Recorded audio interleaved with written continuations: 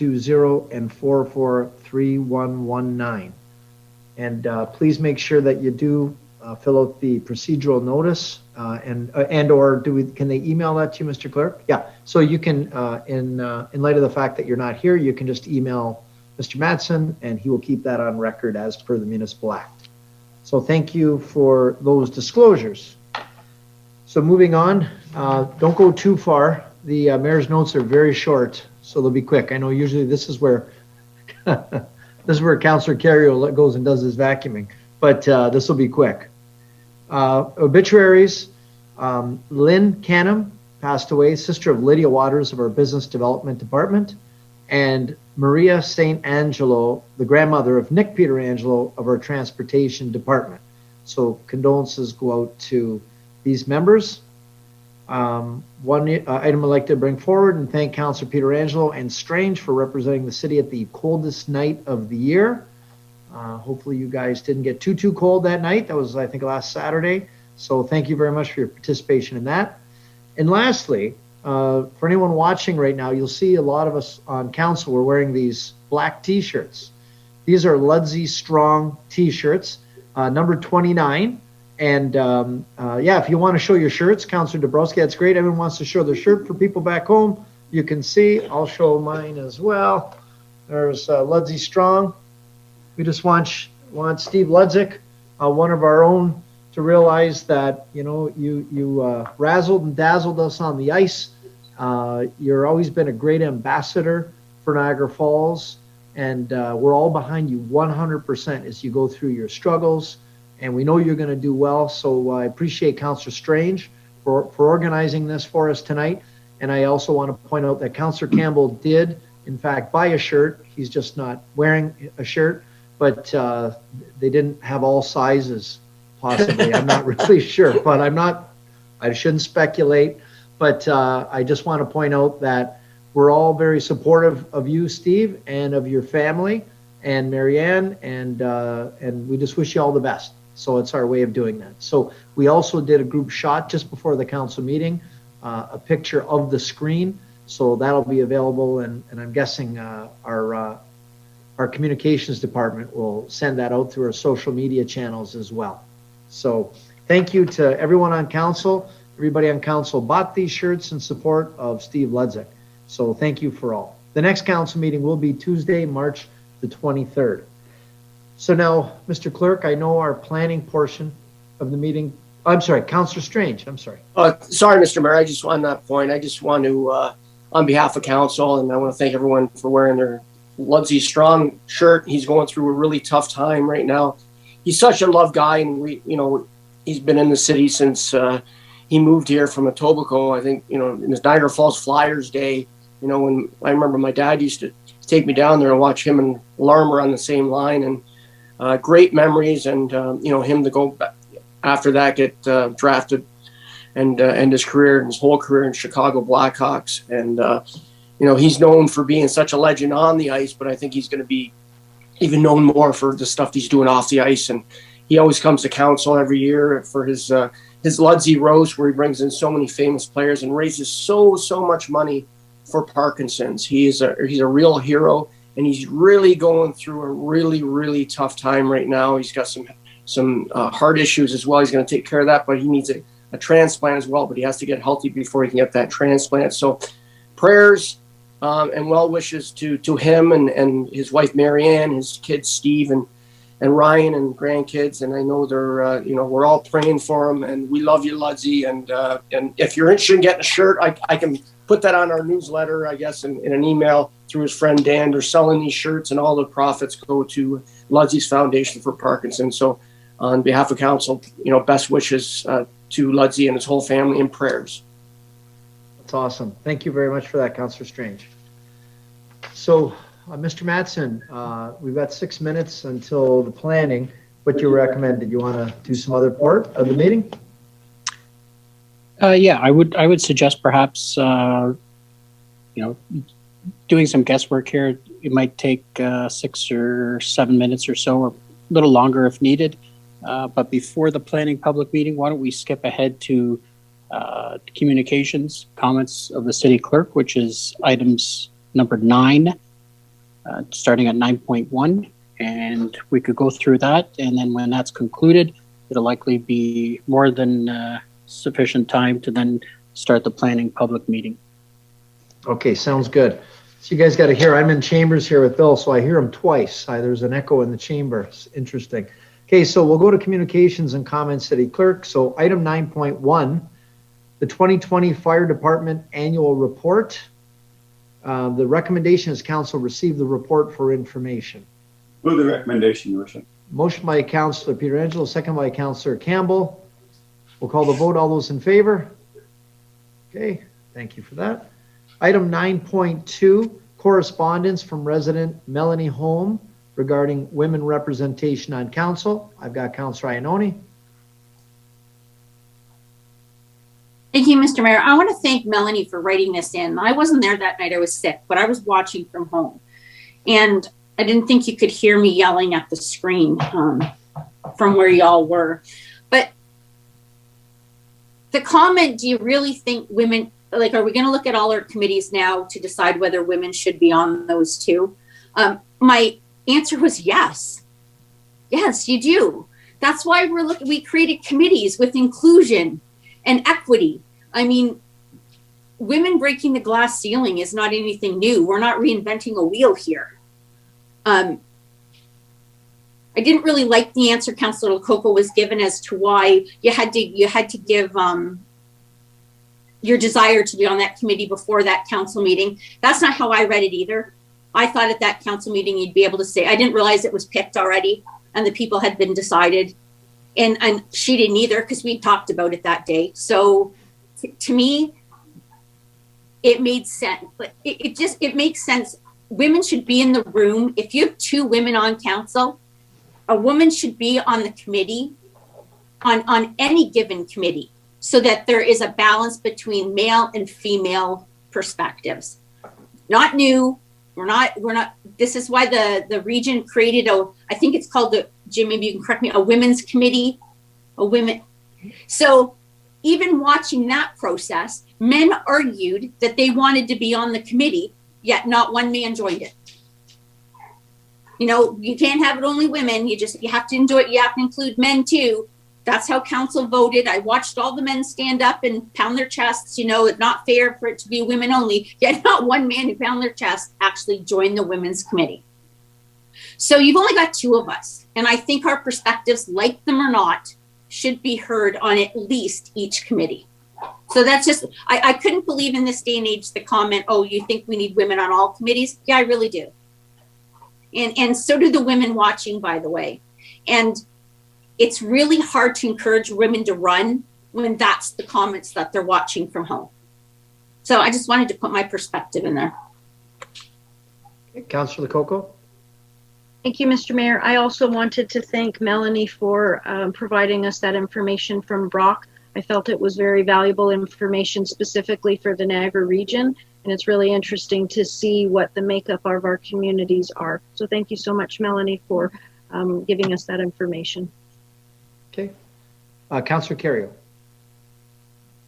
Thank you, Your Worship. I did take the time to read the Gender Representation in Niagara Governance Report, which is a very lengthy report, very good report. But as many other reports that are done with looking at it from one perspective only, when they went through some of the statistics on councillors elected, men, women, in all the municipalities, they left out one significant fact, was how many ran. I think that in the future, that it should include how many run for the position as well. It's very important because I think you'll find that the representation that the people choose to sit on the boards and commission, it sometimes represents the amount of people that run. So if 2 women run instead of 40 or 50, like some of the men, obviously it's very difficult and sometimes to do some things, but it should just say how many people ran. It's the only statistic that's not in that 200-page report. Very well done, but I think that statistic is also an important statistic. It may encourage more women to run. but there's not enough women running. That was my take on reading that report, Your Worship. Thank you for that, Councillor Carrier. Councillor Iannone? Yeah, and I read it too. Not only did we read it, we live it. So you don't have to tell us. And maybe more women would run if they thought they had more say in the makeup of different committees. Anybody just has to look at the screen to see the makeup of the difference between men to women just sitting on our council. And there was a lot of women that ran this past time, Vince. It wasn't just a shortage of women. So, I mean, to me, that's finding an excuse to justify as to why women think they need a place at the table. Women always need a place at the table. And we need more women on a council. Okay, Councillor Campbell. You're muted, Councillor Campbell.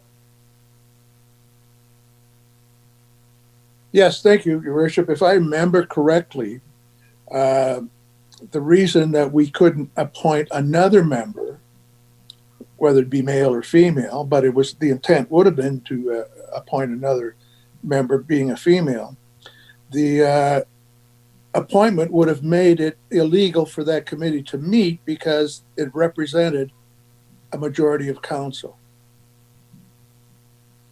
Yeah, Mr. Clerk, could you weigh in on that, please?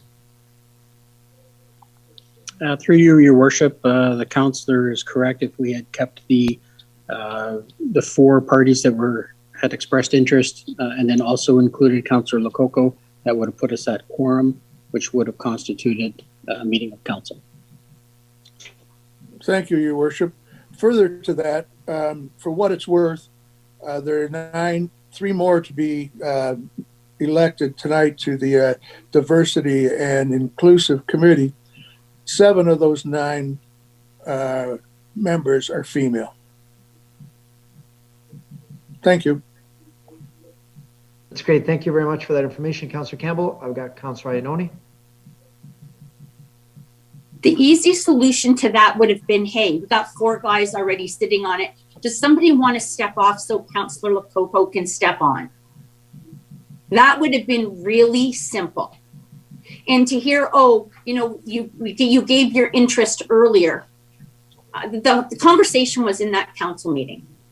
So it could have been changed by you, Jim. It could have been changed by any one of the guys who said, you know what, you're right. There's 4 guys on here. Maybe a female perspective wouldn't be a bad idea. I'll step off. And the reason you have so many women on your on that committee, Wayne, is because women know that there needs to be a change.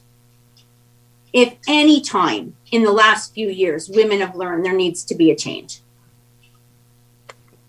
I've got Councillor Campbell. One more thing, Mr. Mayor. Were we not supposed to open this with a land acknowledgement? Yeah, we're working on that, Councillor Iannone. We're not ready. And if you noticed at the region, they're not doing a land acknowledgement right now because everybody's zooming in. So we are working on it. For what it's worth, Your Worship, Yes, Councillor Campbell. we did not choose by gender who was going to be on the committee. We chose by the value they're going to bring to that committee. And as a matter of fact, there were so many good people. That's why I asked to jump from the initial membership of 6 to change the numbers from minimum of 5, maximum of 9. There were some really, really good people interviewed during that process, male and female. Thank you. Thank you for clearing that up. Councillor Dabrowski. I think I'm still on the correct topic. And if anyone disagrees, just if I can help close the loop on this, I'm 100% positive that we were all offered an opportunity to express interest to sit on that hiring committee. And I believe there was 3 councillors who sent their interest in sitting on that committee through their experience and through their knowledge. And if anyone disagrees, please raise your hand. But I'm positive that we were all afforded the opportunity to sit on that committee. And this isn't about gender at this point. It was about who expressed interest to sit on that committee. And Councillor Ionone, somebody submitting their name and just assuming that somebody's sitting on a committee, that to make a quick decision like that at a council meeting, to put somebody on the spot like that, I don't think would be fair to say that. So either way, I'm fully positive that we were all afforded that chance to sit on that committee. Thank you for that, Councillor. Councillor Ionone. Well, we weren't afforded that in writing because I had no email saying that. So if that was done in camera, I wasn't there and wasn't afforded an opportunity and thought that that night at council would have been when I could have done it. And nobody asked Councillor Lococo what her experiences was, and it's vast. She's done CAO searches before. So to me, this whole discussion in trying to find a reason why or justify why is the reason we get ourselves into trouble. And you can shake your head no all you want, but we were not. If you had that discussion amongst yourselves, if you wanted to show interest, that's great. But I wasn't there. So nobody offered me that. And Councillor Lococo thought that because that report was on council that night, that's when we expressed our interest. And picking things on the fly, we do it all the time here. So that answer holds absolutely no water. Okay, Councillor Dabrowski. It wasn't an answer, it was a comment. I hope you don't feel that I feel like I'm being questioned. Maybe Councillor Lococo would like to weigh in on that, but I'm pretty sure Councillor Lococo, your memory will serve you correct as well. And I'd hate for Councillor Ionone to speak on your behalf, and I'd like you the opportunity to say a few words if you like. Councillor Lococo, did you want to say anything? Thank you, Mr. Mayor. As I said in the last meeting, I did not understand that we would be showing interest prior to the meeting. I thought we would be talking at the meeting.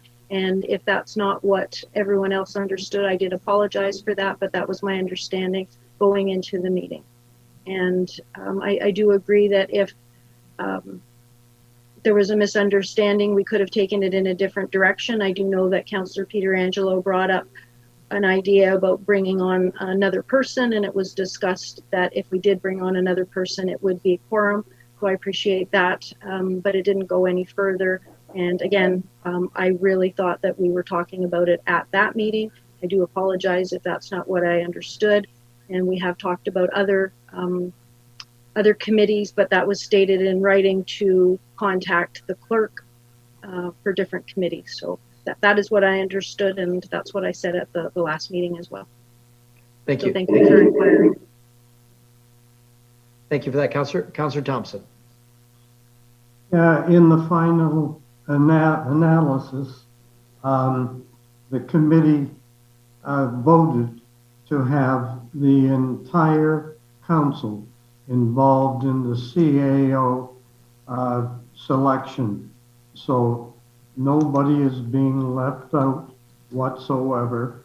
Everybody on council will be making this decision with respect to the final probably 6 or 8 candidates.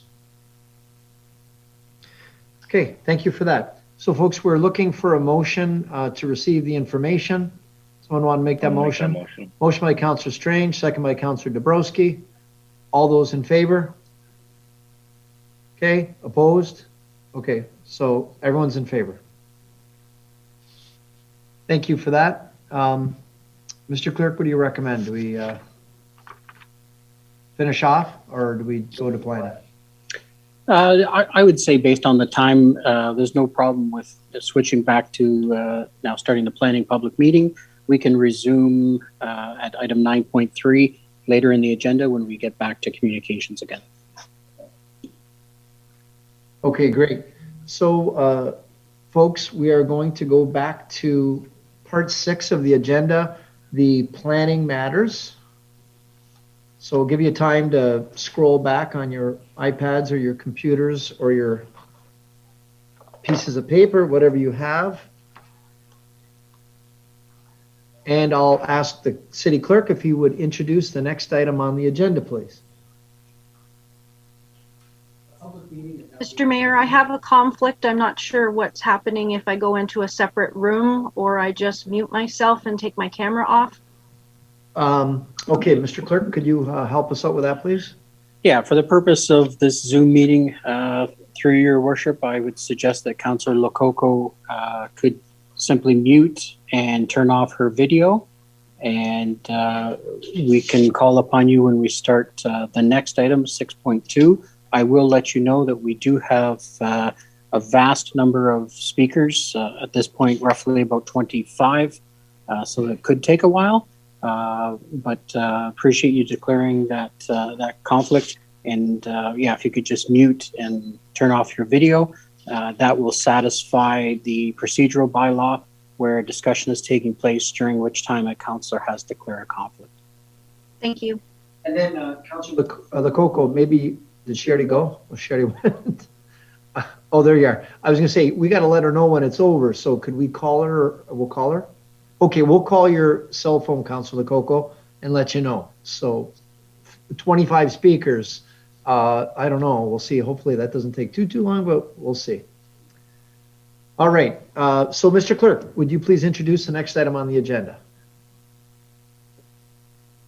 A public meeting is now being convened to consider city-initiated amendments to the city's zoning bylaw. Notice was given by placing an advertisement in the Niagara Falls Review on Saturday, January 23rd, 2021, and by first-class mailing to all owners of land within 120 meters of the land to which the application applies. Anyone who wants notice of passing of the zoning bylaw amendment or would like to preserve their opportunity to appeal to the local planning appeal tribunal shall give notice to the city clerk immediately after today's public meeting. Thank you, Mr. Clerk. I now ask our Director of Planning, Mr. Hurlovich, if you would please explain the purpose and the reason for the proposed bylaw amendment. Your Worship, it's Brian Dick, Manager of Policy Planning, in replacement of Mr. Hurlovich, but the purpose is to conduct a statutory public meeting to hear feedback on the zoning, transit area zoning amendment. So I will, if I may, I can begin the presentation.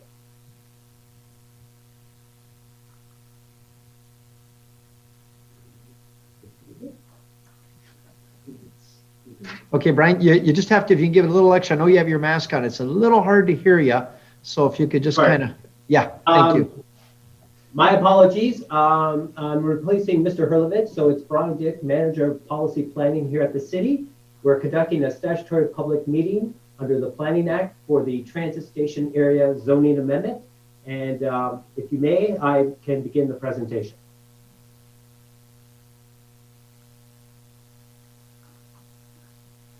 Next slide, please.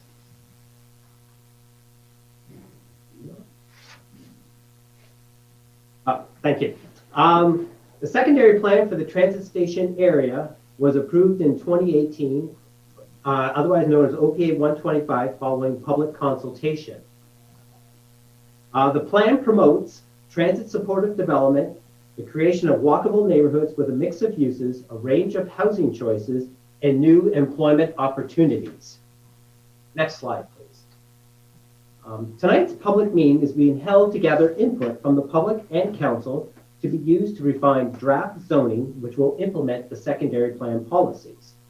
The amendment has been initiated by the city with help from the region to implement the existing land use designations of the secondary plan. This area applies to the area bounded by Bridge Street to the north, Morrison Street to the south, River Road to the east, and Victoria Avenue to the west, currently zoned central business in our zoning bylaw.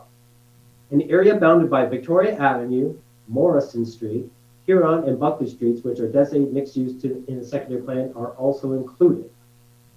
What's not included is the area north of Bridge Street, east of Victoria, which is purple and currently designated industrial in our plan. Next slide, please. For the zoning amendment, all the zones will continue the permitted uses under the central business zone with the addition of vacation rental unit use within existing residential units upon receipt of an LPAT decision that we're currently waiting. Also, it sets a maximum retail floor area of 930 square meters, 10,000 feet in all zones to promote mixed uses. Ground floor residential uses would be permitted on the ground floor of properties within the CB2 zone, with the exception of properties on Queen and Park Streets between Ontario and Erie Avenue and the CB3 and CB4 zones. As well, the amendment adds new built form regulations and new definitions, and site-specific zones within the area are recognized and allowed to continue. Next slide, please. Oh, thank you. In the CB1 zone, it retains the 4-story height restriction that we currently see along Queen Street. With respect to parking, none required for non-residential uses, and apartment dwellings require a minimum of 1 space per unit. Next slide, please. In the CB2 zone, the uses and provisions of the CB1 zone apply, plus the following: minimum front, rear, and exterior side yard depth of 3 meters, maximum exterior side yard of 6 meters, a maximum front depth of 6 meters, minimum lot frontage of 15 meters, and this is to encourage coordination and consolidation and maximum development opportunities, a minimum density of 50 units per hectare, minimum amenity space of 20 square meters per unit, maximum building length of 60 meters, of which 60% is glazing, minimum ground floor height of 4.5 meters, a mechanical setback of a minimum of 3 meters from the roof line or edge, and the inclusion of bicycle facilities. Next slide, please. In the CB3 zone, the uses and provisions of the CB2 zone apply, plus the following: the minimum building height of 9 meters and a maximum building height of 26 meters, minimum lot frontage of 20 meters to encourage, and this yet again to encourage land consolidation and maximum development opportunities, as well as those previous permissions that I acknowledged earlier in the CB2 zone, which is to the right of on the right side of the slide. Next slide, please. Next slide. Oh, CB4. Perfect. Thank you. The uses and provisions of the CB2 zone apply, plus the following: a 10-story height restriction, minimum building height of 9 meters and a maximum building height of 33 meters, minimum lot frontage of 30 meters to encourage land use consolidation and maximum development opportunities, a minimum building setback of 3 meters above the 12-meter height of a building, a minimum amenity space of 10 square meters per unit for the CB4-1 zone. Next slide, please. CB5. The uses and provisions of the CB2 zone apply, plus the following: minimum building height of 9 meters and a maximum building height of 45 meters, minimum lot frontage of 40 meters, and this yet again to encourage land consolidation and maximum development, as well as the previous identified permissions to the right of the slide. Next slide, please. The final zone would be known as CB6, and the uses and provisions of the CB2 zone apply, plus the following: minimum building height of 9 meters and a maximum building height of 66 meters, minimum lot frontage of 50 meters, and this is yet again to encourage land consolidation and maximum development opportunities for the property. Next slide, please. So what you see here is a visualization produced that could show what the downtown could look like in the fullness of time with long-term and a build-out scenario. And this could take, over the next 10 to 15 to 20 years. Next slide, please. As well, you'll see with the proposed zoning amendment, we've added new definitions, and for the saving time, I won't go through those, but you'll see that they include a new definition for amenity area, bicycle locker, bicycle parking stall, and short-term bicycle parking space. Next slide, please. Also with the proposed zoning amendment for bicycle facilities and regulations, we have half a stall per residential dwelling unit for apartment dwellings and 1 stall per 500 square meter of floor area for non-residential uses.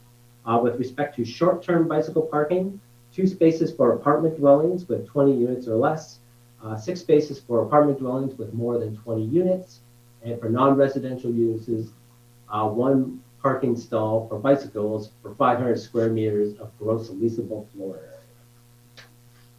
Next slide, please. As well, proposed built form regulations that are included include rooftop mechanical equipment to be located or screened from view of any abutting street. The ground floor facade shall be equal to 75% or more of the measurement of the front lot line. Minimum setback of 6 meters for that portion of a building providing access, driveway access to a parking area.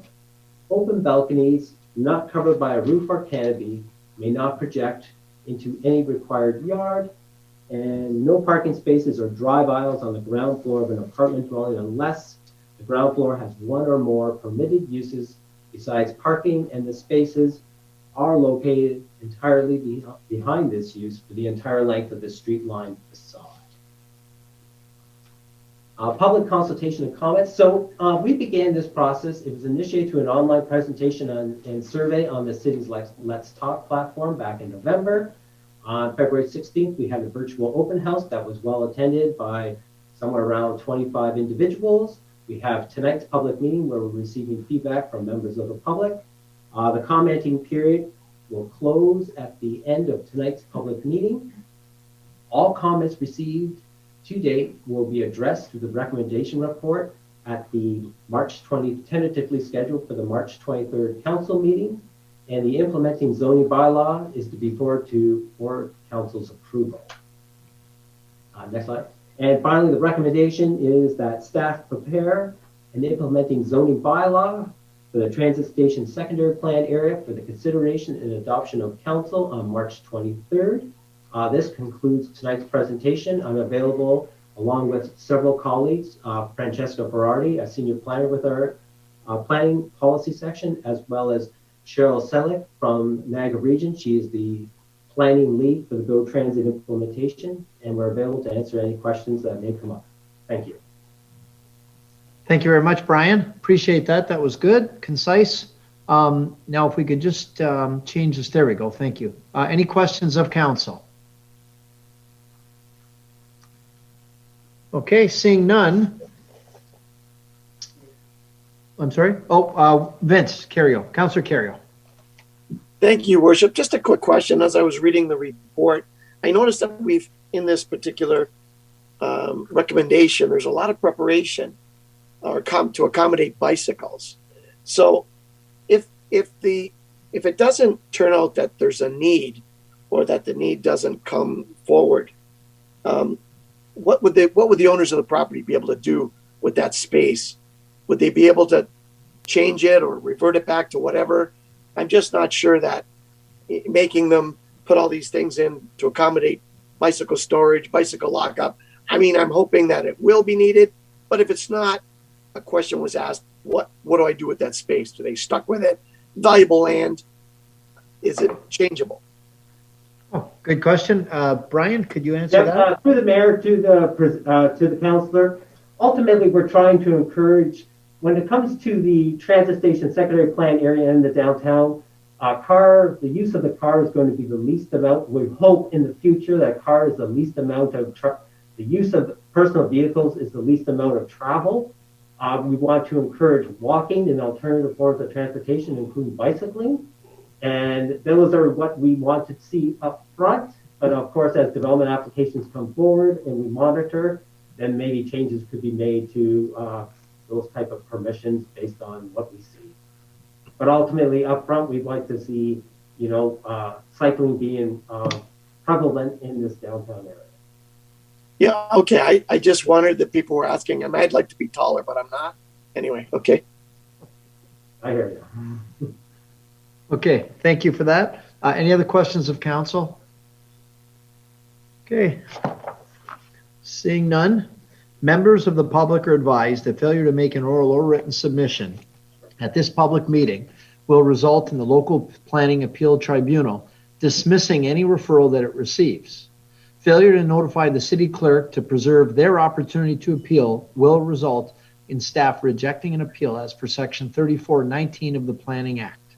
Council will now hear from anyone who wishes to speak to the proposed bylaw amendment. And our clerk has provided me a list, and we've got approximately 25 people who wish to address council. So what we're gonna do is we're gonna go through them, and I'm just gonna run over the ground rules first. Maximum of 5 minutes each.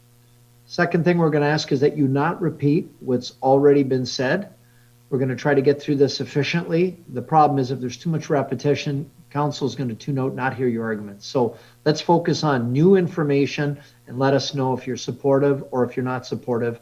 And if, like I say, you can just summarize without being too repetitious, that'd be greatly appreciated. So, Mr. Clerk, I understand the first name we have is Sean Montemuro. Mr. Montemuro, are you on the line? Hi there. Hello. Yeah, we hear you. We hear you, Sean. Yes, Okay. actually, no, I have nothing to bring forward. I just wanted to be in the meeting to kind of see what the feeling was going around about this. I support it, so Okay, that's great. Thank you. Appreciate your participation. thank you. Okay, next on our, oh boy, I hope they all go smooth like this. Then, did I say that out loud? Was my mic was on? Okay, yeah. Okay, next speaker is Nicolino Monachisi. Monachisi, I don't know if I said that right. Are you on the call? Hello, can you hear me? Yes, we do. We hear you. Okay. Yeah, I'm a property owner in the designated area, and I'm mostly against your proposal. I'm just going to bring up one topic. First of all, I think council, and not council, the city staff and anybody else that's involved, any private organization that's involved in this amendment to the downtown area there, they should have done a study on seeing how this will affect all the property owners in the area. Like I would say approximately 90% of the property owners, their lots are very small because they're mostly residential. So automatically they're all going to become legal non-conforming. So basically they're going to be kind of in a way landlocked, that they cannot develop their property because they don't have the frontage, they don't have the enough square feet in their land. So how fair is this to the people that lived there for decades and decades, has paid property taxes, been good citizens, supported the city, and now all of a sudden this plan comes up? Like, I'm not against redeveloping, but it has to be, why didn't you do a study first, seeing how this would impact all these small people, and also bring out your plan, what you wish to do? So this hasn't been done. So basically, it's kind of one-sided. So that's why I'm against it. I'm not against developing. I think developing is great, but I think you guys at council should think about this, how this is going to impact the small people. And then, if you're going to subsidize these people for the loss of their properties, because if this thing was to pass the way you're proposing, basically, if somebody needed to put their house on the open market, not too many buyers are going to buy this property because they know that that they can't do much with it. So basically, the only people that are going to pick it up is the developers. So I don't see how fair this is. So anyway, so I would really consider either you change what you're proposing so it doesn't hurt the small people. That's what I would ask for you councilors to do. So that's all I want to say. Thank you. Okay, just before you run away, Mr. Monachisi, two things I need, just if we can get we need your address. Sorry? 4488. Yep. And 4496 Bridge Street. Okay, Mr. Clerk, you have that? Thank you for that, sir. And then I just want to ask Brian Dick if he could just weigh in on your, just comment on your comments and your questions. We'll do our best to answer that. So the zoning is implementing a secondary plan that went through, council was adopted. There was quite a bit of consultation that occurred with that a couple years ago. And there was studies done then to look at how we want to support GO Transit moving forward, because it's supposed to be arriving in 2023. But also the zoning is being implemented that for the most part, with respect to the existing uses, they will still be able to continue. So, Mr. Dick, then someone like Mr. Bonacizi, his property, now how does it affect him? Is he landlocked? Is he not able to do any development? Is he, what are his options? I mean, what are his options? Well, as a single detached use, he could, through this, he would, what he has, he would continue to have that. If he wanted to redevelop, even under the existing zoning, if this was not to occur, he would have to assemble land. The zoning we're currently working on something, some additional language in the zoning to allow existing users to continue to, if they wanted to build a garage on the property, to allow that to continue without the use of minor variance or anything like that. But if he wanted to do anything beyond that, then yes, you would have to have land consolidation. But even that would need to occur in today's current zoning climate. Okay, thank you. Any questions of council? Yes, Councillor Strange? Yeah, I just wanted to, through you, Mr. Mayor, just to clarify with Brian, just so that zoning would continue on to, if they sold it and the person bought it, that zoning would continue with the land. Yes, just to make everyone understand that. Through the mayor, that is correct. Okay, thank you. Okay, thank you for that. Okay, so we'll go next on the list is Paul Hartman. No, he's not showing on the list. Okay. Not here. Okay, further down the list, we'll go to Harpreet Singh. No, he's not there either. I've got Salome Torres. Salome Torres, are you there? I'm not sure if I'm saying that right. Yes, I am. Okay, did I say that right? Salome Torres. Okay. Salome. Okay, Salome. Okay, welcome to the meeting, Salome. Did you have some comments on the presentation? My first language is Spanish. My second language is French. So please bear with me. English is my third. If I make mistakes, it's because of that. You're already better than Councillor Strange, so you're doing well. So carry on. Thank you. I am with my partner here. We are the owners of the youth hostel for backpackers on 4549 Cataract Street and Cataract Avenue. And we are being here for almost 7 years, rebuilding this youth hostel that was almost like other buildings around the area. We were successful to keep alive this building from 1885. And the reviews that this youth hostel was having before we took over were terrible, because it was in a terrible neighborhood, dangerous, dirty, and far away from the tourism area. Now, the reviews, if you go to booking.com and everywhere, is walkable. It's just 4 kilometers. We were able to change the mind of our youth that they don't need to have everything right there at the falls.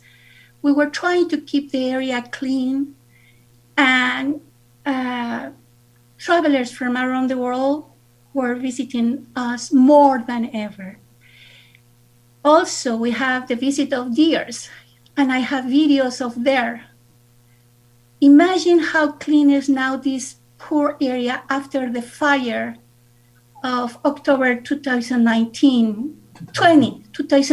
In front of us, a house took fire.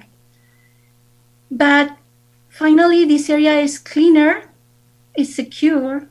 And we are concerned about raising all those big buildings, how we are going to affect the area, the ecology, the ecosystem. We have deers coming here, downtown Niagara. I saw your plans, and the green area that you have proposed in that plan is almost nothing. And is very close to the train station that is also green, allowing deers and all of the rest of the animals from the glen, the gorge, coming here. And also our kids from the neighborhood are coming and not destroying, but playing in this safe area. So I would like to know how you are going to propose areas with friendly bicycle ways when we don't have them. Since I came here 7 years ago, bicycles are fighting with cars, with motorcycles.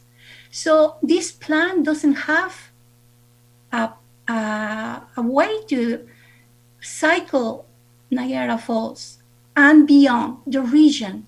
If we want to have more stays, not just one day take the picture of the falls or come to play at the casino, we need paths, green paths, to enable people to discover the area and connect the region. So I put a lot, my partner and I, we put a lot energy and money from the bank to have this area for youth hostelers. They don't pay a lot in accommodation. They pay a lot in the neighborhood. They go to the bar, the restaurant, all the small businesses. Our youth hostel is for to share and learn from cultures.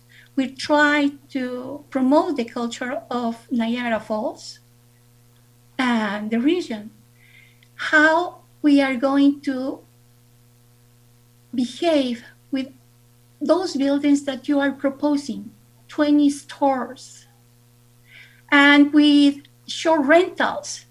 We are having terrible problems with the Airbnb that are not paying taxes and put it in danger people here. The last time was in Fort Erie with 2 girls dead because nobody was taking care of that property. And it's a very expensive property. And these short-term rentals will be very expensive too. But security is not considered.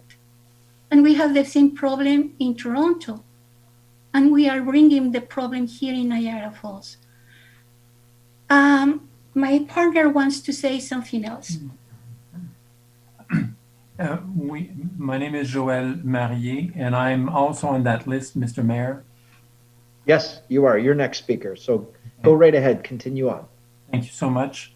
We do support redevelopment, but we want to make sure that sustainability is considered to its merit.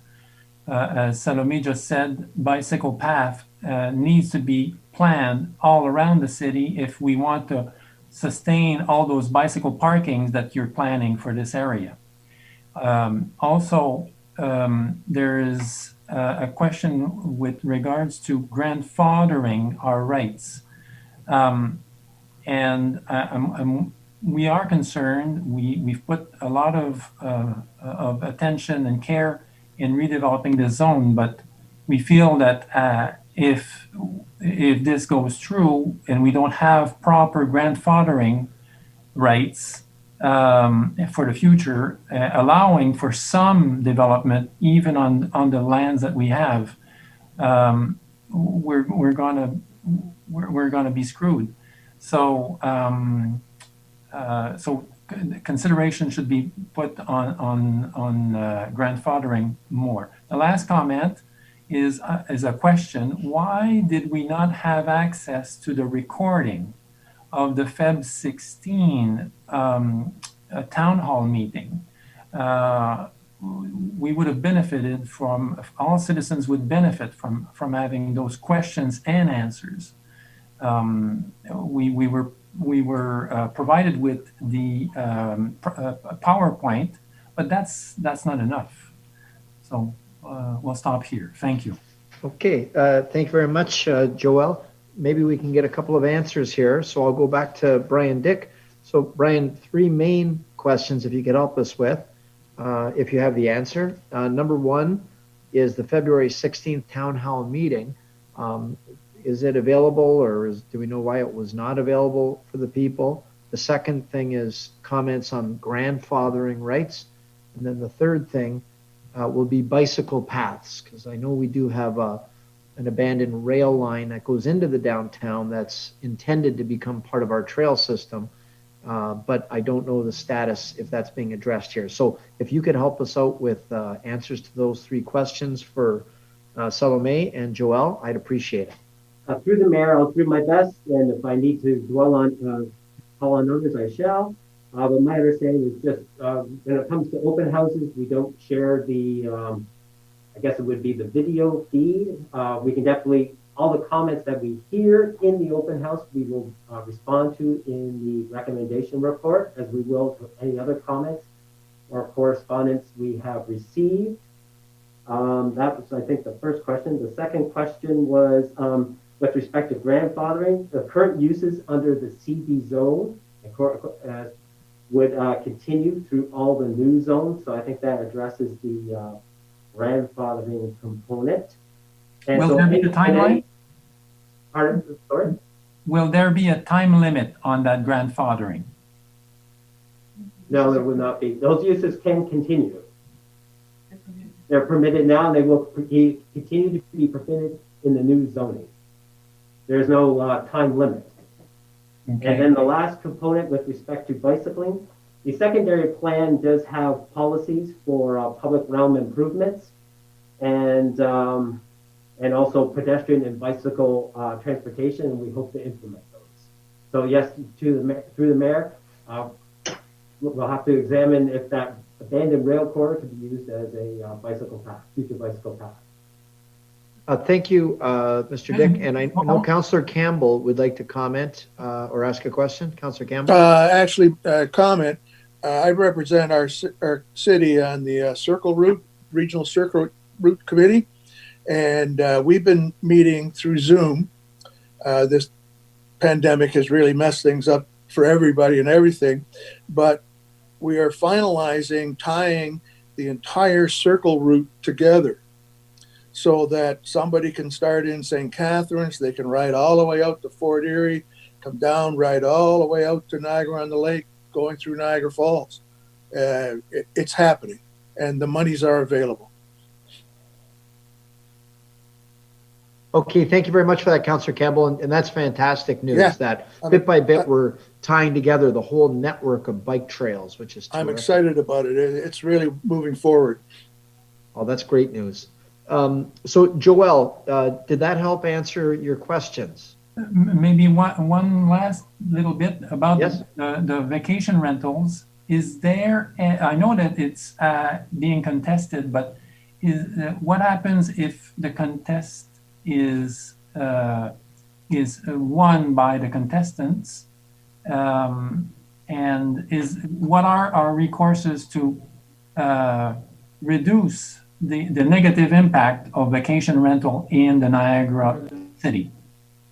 Okay, well, maybe, Brian, I'm not sure if you're, are you able to answer this, Brian, or do we have anyone that can answer that? We're pulling in assistance here. Yes, thank you. Through you, Your Worship, the local planning appeal tribunal had a hearing on vacation rentals in November. So they're deliberating the hearing and the proposed bylaw. So they'll render a decision on it. Right now, vacation rentals in the bylaw that was passed by council would be limited to commercial areas and existing residential units. So that would be would greatly reduce the impact, the potential impact of vacation rental units. So Andrew, what he's saying is if the LPAT, depending how it plays out, if they're allowed, is that what you're asking, Joelle? You're asking how will that impact this proposal? I'm hoping to reduce the negative impact of vacation rental. What are my options? Andrew? Okay, I think through the bylaw that council passed, the intent of that bylaw was to reduce it. They're not permitted in residential areas under that bylaw. So the intent was to reduce those impacts. But right now we're going to put 10,000 units, or I don't know how many new units, and there is no limitation of the number of vacation rentals that can be increased in this city. And now we have struggling B&B, legal B&Bs and hotels that will be affected, I think. And I would encourage you to reconsider this. Okay, through you, Your Worship, the bylaw that was passed by council limited vacation rentals to existing residential units, not new residential units. That's great. Yes, it is. And Joel, as we say, we don't know how the LPAT's going to land. Fingers crossed, but as mentioned, because of COVID, of course, everything's behind, and it definitely has a big impact on a destination like Niagara Falls. So looks like we're pretty aligned with our bylaw department right now with what you're looking at. Thank you, Mr. Mayor. Okay, thank you to you and to Salome. Thank you very much. I have Councillor Thompson. You wanted to weigh in? Well, I just wanted to talk about vacation rentals. I can't believe we're even having this discussion with all the problems and the complaints we get in residential areas. And you see what happens in Fort Erie, 2 people, women killed, all kinds of problems in Toronto, and constant complaints here with vacation rentals. Why are we even suggesting that this is an area, commercial areas, that's different, but not in condos or apartments or anything like that? I wouldn't be in favor of that. Thank you for that, Councillor. Thank you. Okay, moving down the list, our next speaker is not here, David Folletta. So we'll move on to Evan Sudgeon. I'm not sure if I'm saying that right. Evan Sudgeon? Yes. Can you hear me okay, Your Worship? Yeah, hear you fine. Did I say that right? Pretty close, Evan Sugden. Okay, Sugden. Okay, great. Thank you. So you're, and what's your address, Evan? Actually, I am a planner with Bousefields. Oh, gotcha. Okay, gotcha. Yeah. So David Fletta is one of my coworkers. So I'm actually representing probably the same client today. Okay.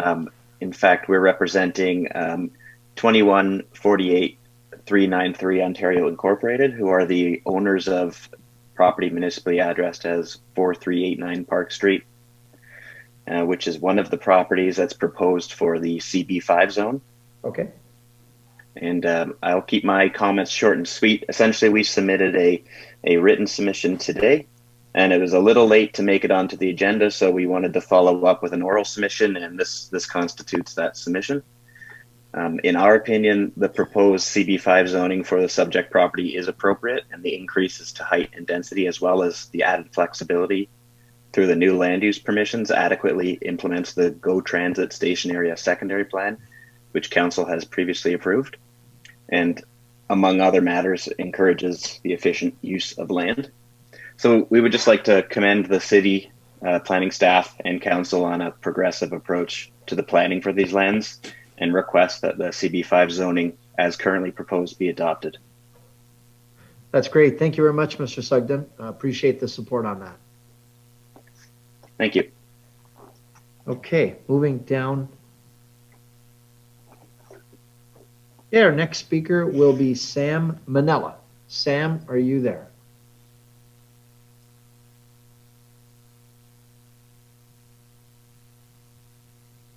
Hello, Sam, are you there? We're not hearing you unless you're muted.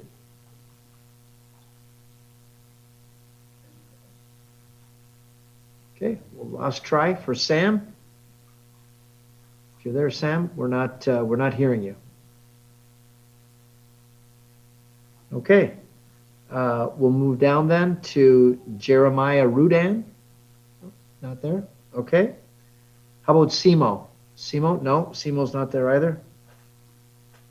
Okay. Frank DeLuca, are you there? Yes. Oh, Can you okay. hear me? Well, yes, we hear you. Welcome to the meeting.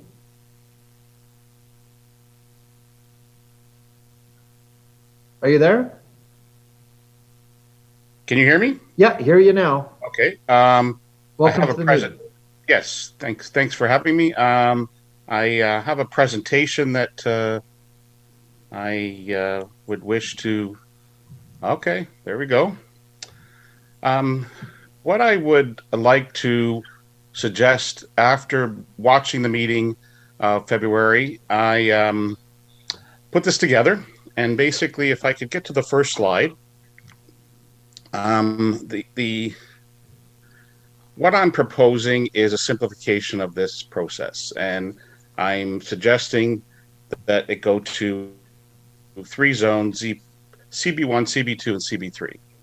And all what it was suggested in there, and a parking requirement of 0.75 per dwelling unit. And if I could get to the next slide, I could probably explain it a little bit better.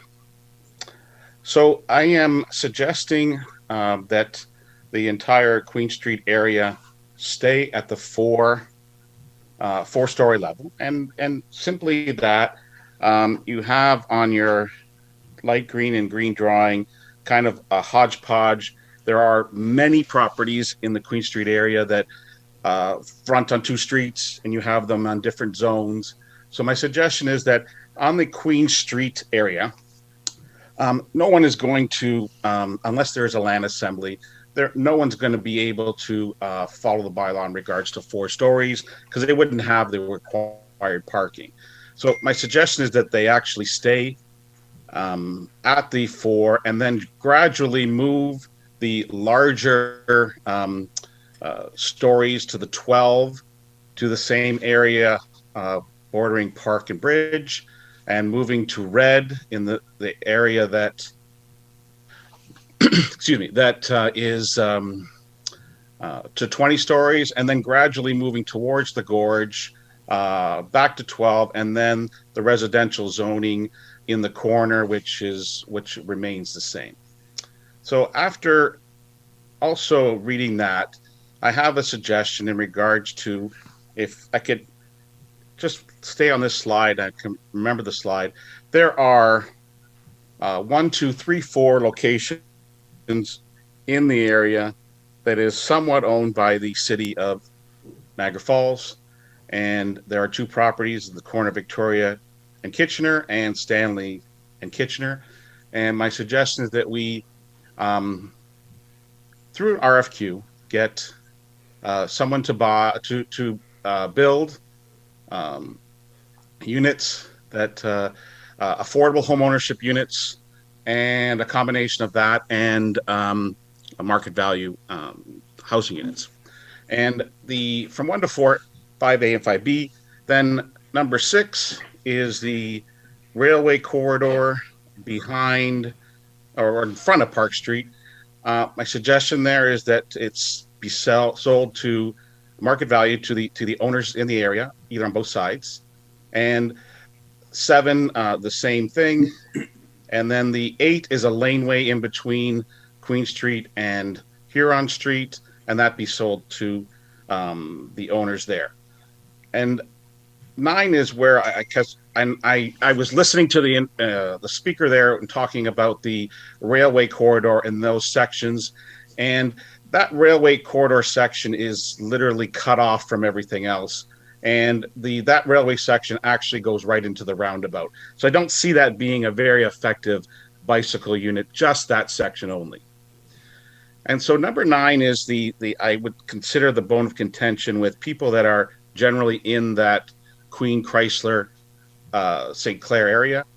You have it in the individual, or sorry, in the other one, as being a potential site for a high-rise building. And my suggestion is that's the parking for downtown, for events, for major events. And you'll hear that from other speakers in regards to that's the area where we park for major events, where people park after 5 o'clock when they're visiting the bars and nightclubs in the area.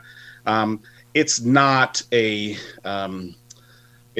spot to put that. There are very many spots, which I'll show you the next slide. But just to go back to this number 9, I'd like to suggest to you that there are owners of that area that abut that area that are more than willing to purchase that and more than willing to keep the restriction of parking only on that site.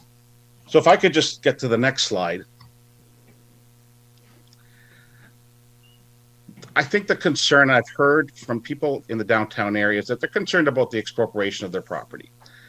And I explained in this particular ad what I was going through, and I put this ad here because I did not know if I was going to be able to speak.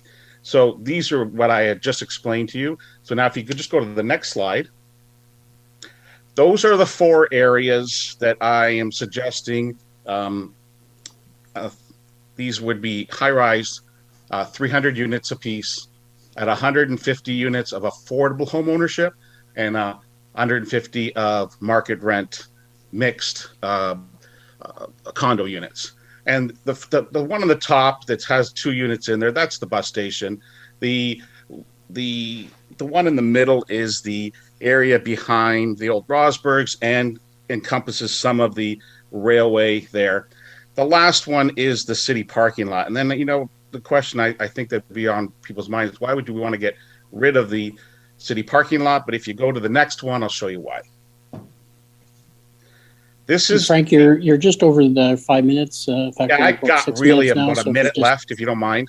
No problem. If you could wrap things up. I will wrap it up. Okay, so this is the aerial view of the area. In the top right-hand corner is the city lot, and this is what I'm suggesting to do in order to put that into a residential unit. If you just go to the next slide, is to extend Erie Avenue through, and then you have a very large parking lot that could work towards both new buildings that we have. So if you just go to the next slide, these are the 2 properties I was suggesting. 5A was Victoria and Kitchener. The next one, Stanley and Kitchener. Could get to the next slide. And that is the number 9 on that list. That is the parking lot between Park and Chrysler and Queen Street. Last slide. So the idea of getting 900 affordable housing units, home ownership in the area, and 900 market rent mixed inside there, what you're going to do is you're going to remove people from the affordable list. You're going to eliminate the affordable housing list. You eliminate that list, people move from the housing, Ontario housing and regional housing, and that gets homeless into the permanent housing. By developing six apartment buildings, you're receiving $5 million in tax revenue forever. And city's strategic commitment, which I just copied off of there, specifically talks about the priorities of diverse economy, diverse and affordable housing, and health and safety livable community. This will bring thousands of people to live and work downtown, and I think that is the goal. But this is what I want to really emphasize, is I want you to partner with local builders who hire local employees, who will buy local supplies and spend their money in the local economy. We have the best builders right here in Niagara, and Niagara expertise to build something wonderful, and all we need is just your help. And thank you very much. All right, thank you very much, Mr. DeLuca. Do we have any questions for Mr. DeLuca? Any Was there any comment or anything from Brian? Was there anything you felt necessary to respond to, or no? Through the mayor, no particular comment. I thank the presenter for the presentation, but ultimately we're trying to implement the GO secondary plan, which wants to see in the eventual future, in the fullness of time, thousands of people reliving and reworking downtown. Thank you. Okay, thank you very much. And thank you, Mr. DeLuca. Next, we've got Sheila Mulligan. Sheila, are you there?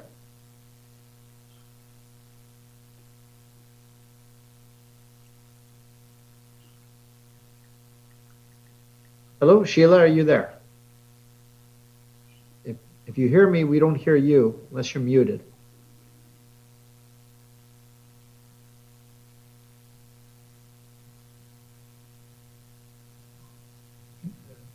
Okay, all right. All right, well, we don't hear you, Sheila. If you're there, we don't hear you. Next, we've got Farin Bellew. Farin Bellew? Yes. Yes. Yes, Mr. Mayor. I'm the owner of a couple properties on Park Street, and I'm really happy with the proposed plan city has proposed here. The only recommendation I wanted to put forward was that railway strip that's right in front of people's houses there or properties. Like the homeowners have a chance to purchase that little strip so we can develop our lands proposed to the city planning here. Okay, are you talking about the abandoned rail land that comes into the downtown? Yeah, like if we're looking at that the whole site plan here, it's that white strip that comes from Victoria Avenue and cuts right through Park Street, and then it goes down Park Street, and then it goes down Park Street, and then it kind of buds up into people's properties on in between Park and Bridge. Okay, yeah, I know. Yeah, that's the one. That's the abandoned rail land. Is that Mr. Todd? Is that the NS&T piece? And can you maybe speak to the plans for that?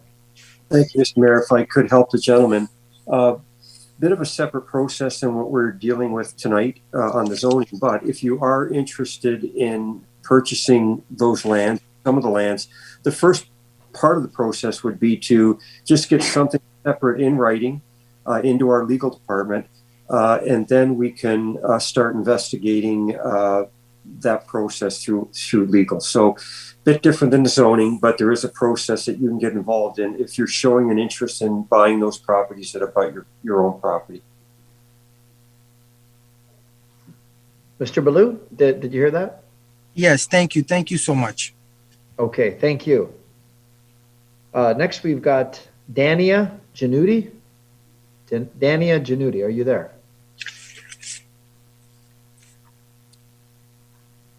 Hi. Hello. Yeah, welcome to the meeting. Thank you. I just want to say thanks for giving everyone the opportunity to voice their opinions today. In the interest of time, I'm going to hold off and give my spot to the next speaker. Okay, very kind of you. Thank you. Okay, so next up, we've got Patrick Fazer. Patrick, are you there? Yes. Hi, Your Majesty. Oh, wow. I got a huge promotion. I'm not going to fit through the door. I know. Welcome to the call. Yeah. Well, thank you. Just wanted to say that the documents put forth are quite thorough, and I believe provide an opportunity for the right balance between making this area a little bit more hospitable from a community perspective, in the sense that, you know, there is a lot of charm and authenticity within some of the existing buildings within Park Street and Bridge, and down to Queen Street as well. And I guess, just actually in listening to some of the comments and, just wanted to just voice an approval in terms of the density provided the right mix and use takes place, allows for a lot of the historical buildings within that site to get more activation from a pedestrian standpoint, and allows for the, let's say, the renewal of this whole vicinity. I think with increases to the transportation with regards to this will really be the new gateway to the city, and picking up on some of the historic past, that this density through having residential program, retail, residential in the form of whether it's market or affordable housing, I think having the ability to allow for that level of density provides some critical mass and economies of scale that the whole community could benefit for. So just wanted to sort of put maybe a different spin and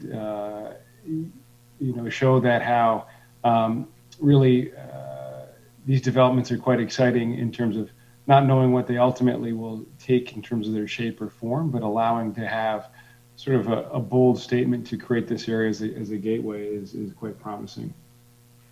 Well, thank you very much for that, Patrick. Appreciate your positive comments. I know we're excited we see the opportunities. I've got a question from Councilor Iannone. Mr. Mayor, I'm sorry, I took a phone call in the midst of our meeting. It was Sheila Mulligan calling me saying she was on there, she could hear us, but we couldn't hear her, and they're trying to dial back in, and they cannot get back through. Okay, I've got IT in the room here. So, okay, so they're going to try her again. So we've still got lots of people here to talk. All right, so I just wanted to let you know. Okay, great. Thanks for letting us know about that.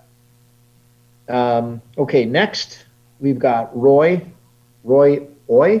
Is that right? Roy Oy. Roy, are you there? Hi, can you hear me? Yes, we do hear you. Hi, it's pronounced we, but that's a common pronunciation. Don't feel bad. Okay.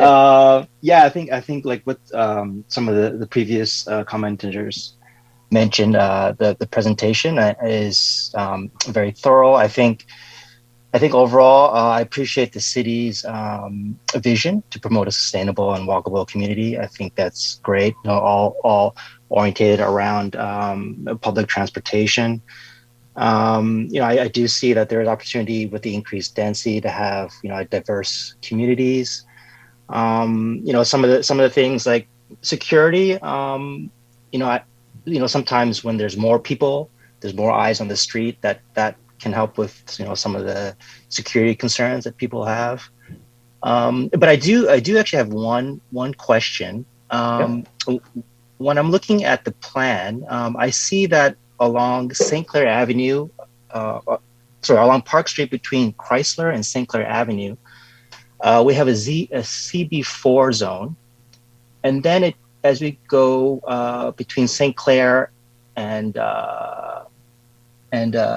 Eiley Avenue, it turns to a CB2, so a 6-story. So it goes from 10 stories to 6 stories. And from the February 16th town hall, I understand that the city is intended to build sort of a increased density as we get to the 20-story zone, CB6 zone along River Road. So I'm curious as to why the density would shift like that. Like, would it make more sense that we build up the density as we go from Chrysler all the way to River Road along Park Street? Okay, why don't we see if we can get feedback from Brian Dick. Brian, would you be able to help with that? Ask if Cheryl's through the mayor, that's a good question. If Cheryl is on the line from Niagara Region, she may be able to answer that question better than city staff. Cheryl, are you there? Good evening, Mr. Mayor. I'm here. Hi. How are you tonight? Very good. Welcome to the meeting. Thanks for being here. No problem. Yeah, generally, land use planning, we like to see a gradation in height. And for the most part, the plan does have that. There is that anomaly on Park Street. Unfortunately, I was not part of preparing those land use policies in the secondary plan. And I'm not sure why those particular blocks, the height was dropped down to the 6 stories as opposed to the 10 and the 14 that are across the street. But those were the policies that were adopted by Council in 2018, and this zoning simply reflects those heights that were adopted at that time. Okay, thank you for that. Does that help, Mr. Wee? Yeah, I mean, that's doesn't really answer the question, but no, it doesn't. It doesn't. Yeah, it doesn't. But at least it's out there and it's open, so we can, you know, I'm sure it'll be up for further discussion in the future. But overall, I do appreciate the plan, and I approve of it. So thank you. No, that's great, and I appreciate at least that comes forward in this public meeting, and then Mr. Dick and Cheryl at the region, at least they can bring that back, and hopefully we can have that at least be addressed when it comes back to council. Okay, moving along. Next we've got, no, okay, Alexander Elgin is not there. Okay. Next, Lynn Burdette. Yes? Okay. Lynn Burdette, are you there?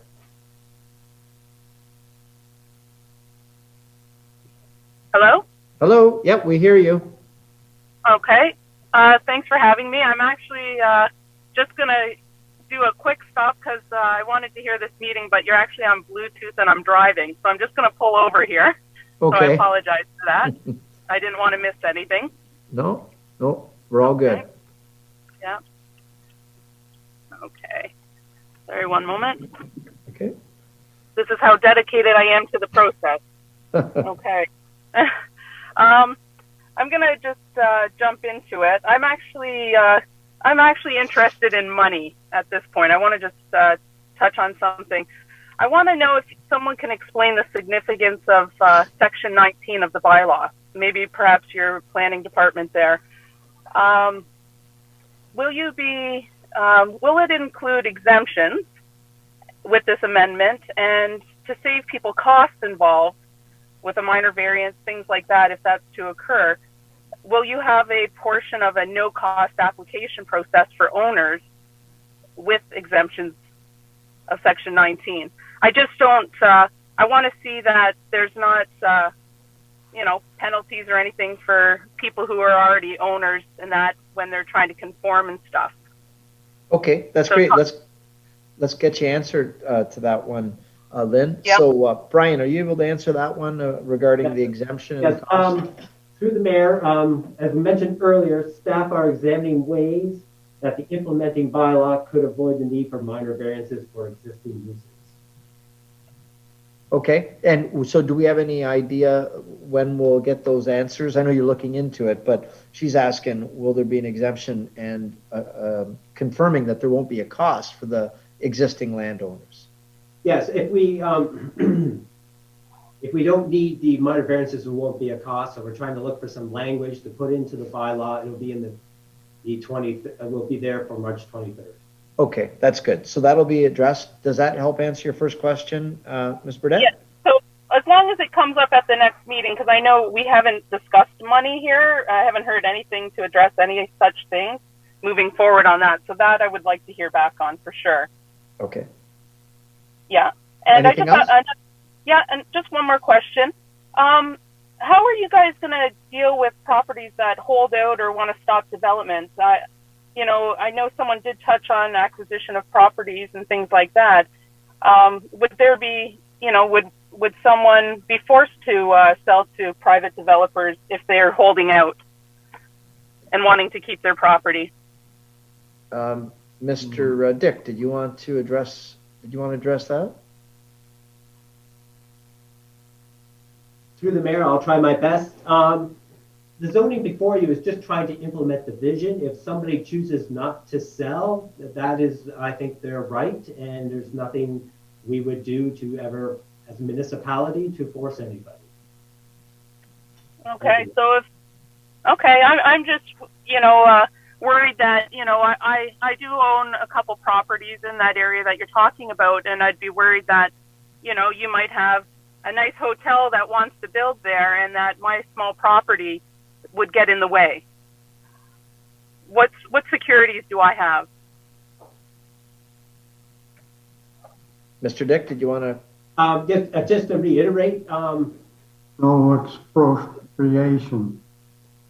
yes, well, expropriation can only occur, from my understanding, for a public use. Hotel is a private use. I believe there's nothing that the corporation, we can, basically, as a private landowner, there's nothing we can do as a corporation to do to force somebody to sell their land. It's to the open market. The person is fine. Okay, thank you. I appreciate it. Okay, that's great. Thank you. Thank you very much, Ms. Burdette. Yep, thank you for your time. Next, we've got is Adam Tian. Adam, are you there? Yes. Yep, Hi, Mr. welcome. Mayor. Yep. Hi. Welcome to the meeting. Hi, Mayor. Hi, members of the council. Thanks so much for having me. I learned a lot from listening to all the speakers. I speak as a owner of a couple of properties on Park Street and Erie Street, 4638 Erie Avenue and 4618 Erie Avenue. And I just wanted to make my comments as an owner in the area. I really followed the amendment process and read over the documents.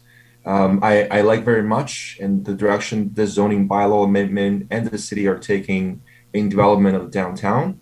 I think I like the changes being made because I think this amendment will be great for the community building by bringing more people.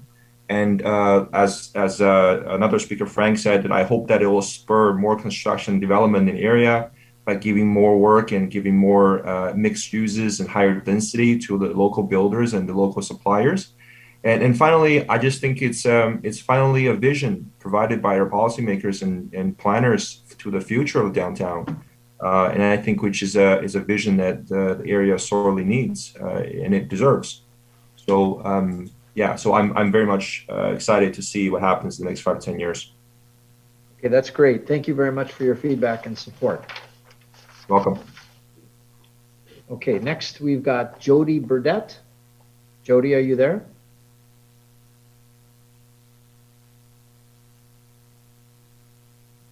Hello, Jody, are you there? If you're there, you might be muted because we're not hearing you.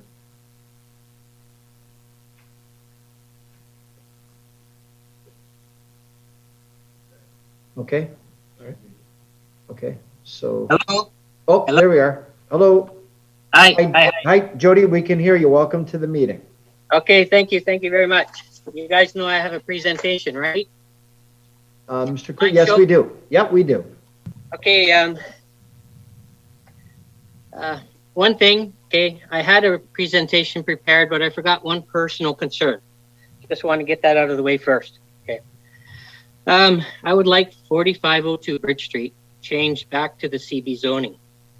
I bought this to extend my property use at 4480 Bridge Street.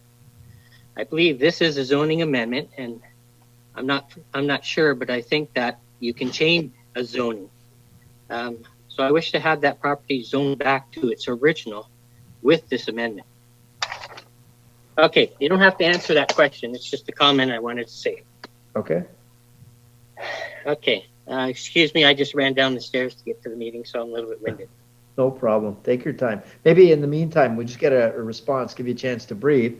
Just ask Mr. Dick, regarding that property on Bridge Street, do you have any comments on changing the zoning back to commercial business with the amendment?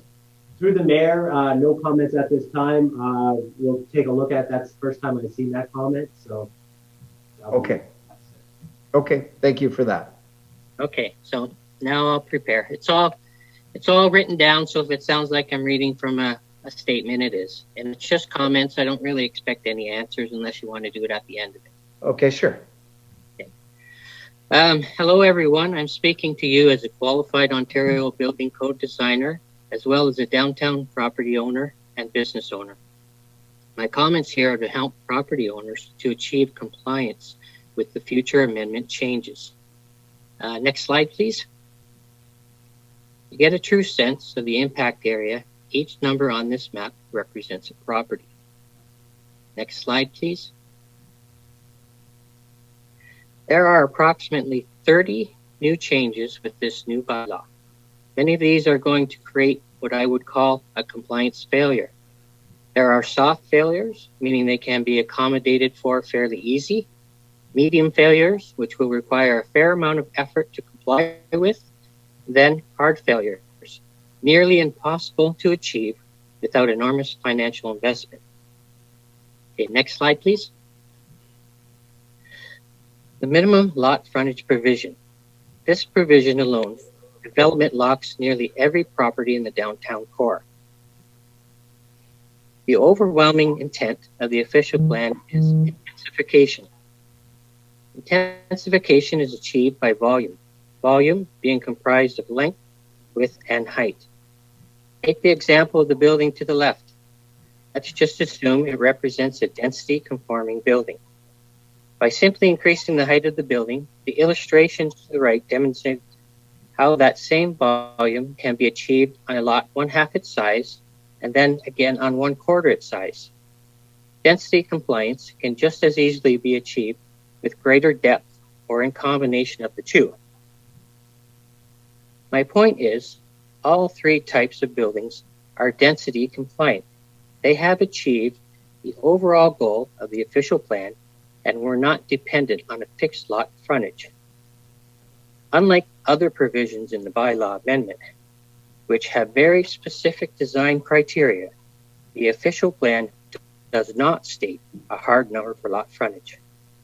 Might I suggest that you don't change the minimum requirement, but instead include a sentence that it shall not be less than that required to achieve minimum density. This would allow many of the existing properties the opportunity to develop their lands. Next slide. The minimum ground floor height provision. Several multi-story buildings in the downtown area appear to have a floor-to-floor height of 12 feet. I would guess back in the day, this was the standard that allowed enough space for services, and it also happens to be the maximum height for a flight of stairs. It would not be practical to ask the owners to raise their entire buildings 2.5 feet to comply with this provision. A fundamental principle of the building code is significant compliance. It is where you can demonstrate that the overall intent was achieved. Although not preferred, 12-foot floor to floor is certainly a respectable height to be able to enclose services and still have a tall ceiling effect. I suggest you allow these buildings to be an exception and special provision found within Section 19 of the bylaw. Next slide, please. Minimum front and exterior side yard. Last of the hard failures, buildings with 0 to 3 meter setback. These buildings would have to be rebuilt or their facades reconstructed at considerable cost. You might want to consider Section 19 for these as well. Next slide, please. Amenity area for residential, a medium failure. Other than apartment buildings and many properties on Queen Street, most will conform. Section 19 could accept these or allow conversion of existing rooftops to satisfy this requirement despite not having the required surface space. Next slide, please. Minimum ground floor facade width.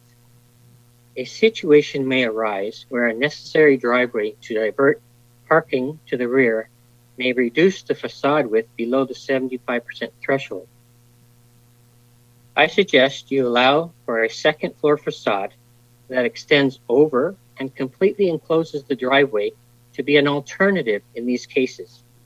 It would keep the street level massing effect, and tunnel designs can add some very unique characteristics to a building. Next slide, please. A sample Section 19 exception and special provision entry. These allow otherwise legal non-conforming properties to expand and change. The goal here would be that we don't really want to give people a legal non-conforming status, because basically that's like holding a proverbial gun to somebody's head. They won't be able to change their use, they won't be able to stop their use, and they won't be able to expand their use. So I would like to try to avoid that as much as possible. Next slide, please. It has not been addressed in the amendment, but with Canada striving to reduce reliance on fossil fuels, might I suggest that despite provisions of this bylaw, properties continue to have the opportunity to reduce their energy impact via renewable resources. Some of these properties may be there a long time. Next slide, please. Excuse the comical appearance, but the saying is very correct. My building is an example of a medium failure, front yard setback. I believe at the time there was a policy of definitive separation from residential and commercial. In order to comply with the new provisions, I began conceptualizing a beautiful storefront with multi-level tiered balconies. And then it occurred to me, if I were to begin a $60,000 expansion, incur a $20,000 administration fee, and increase my annual tax burden, would it change the fact that there are no more customers today than there were yesterday? There are CIP and DC reduction programs in place, but they have not been revised to reflect the greater financial burden created by this amendment. When I look out my front window, do you know what I see? Well, it's not a new train station. I don't see a beautifully constructed roadway with landscape public boulevards, and I certainly don't see this envisioned increased public presence. The pandemic has shown us how not having the proper infrastructures and support programs in place have a devastating effect. Are we going to keep repeating the same mistakes over and over? I make the suggestion that you defer the implementation date of the bylaw to a date closer to the completion of the public infrastructures, and certainly not until the support programs are in place. Property owners now have an idea of what will be expected of them and can use this time to work within the current regulations to prepare for it. That's the end of my presentation. Well, thank you very much, Mr. Burdette. Appreciate that. Any questions of council for Mr. Burdette? Okay, and I'll go back to Mr. Dick. I know there was a lot of input and feedback there. Did you have any, I know you're making notes from today that'll be reflected in the next meeting, but was there anything specific you wanted to address that Mr. Burdette had mentioned in his presentation?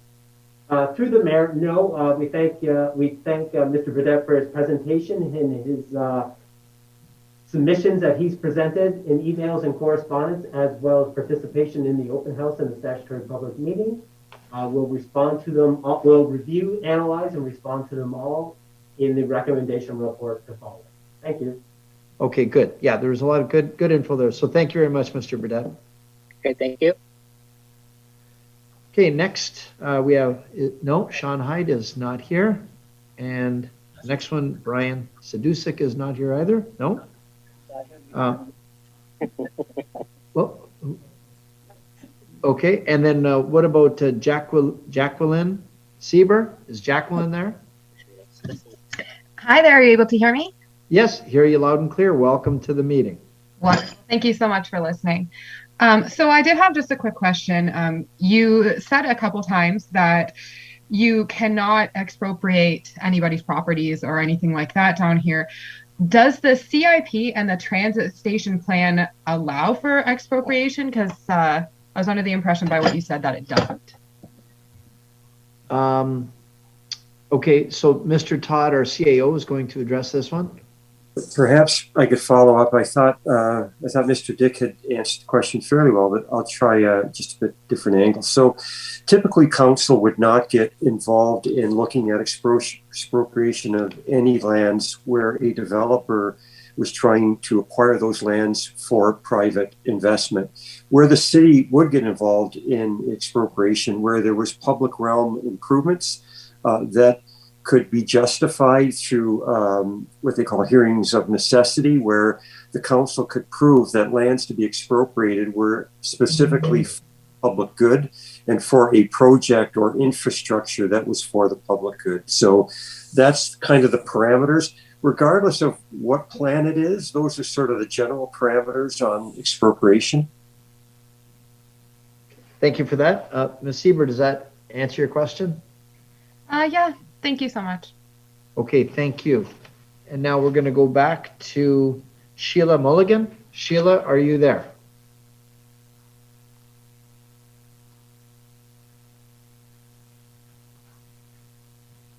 Sheila, are you there? We don't hear you.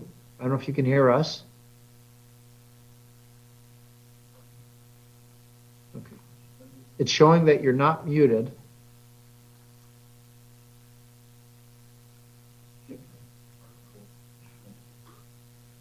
Sometimes, what is it, *6 that unmutes and mutes you on Zoom calls?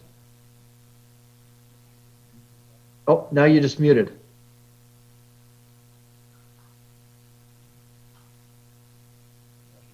Okay, so now you're unmuted.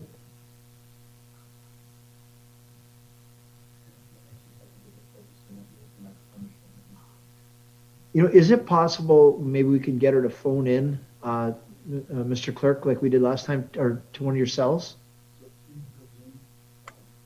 Mr. Mayor, she said she can hear us. She does not know why we can't hear her. Yep, no, we know. So what we're going to do, I'm sorry, what's that, Mr. Oatley?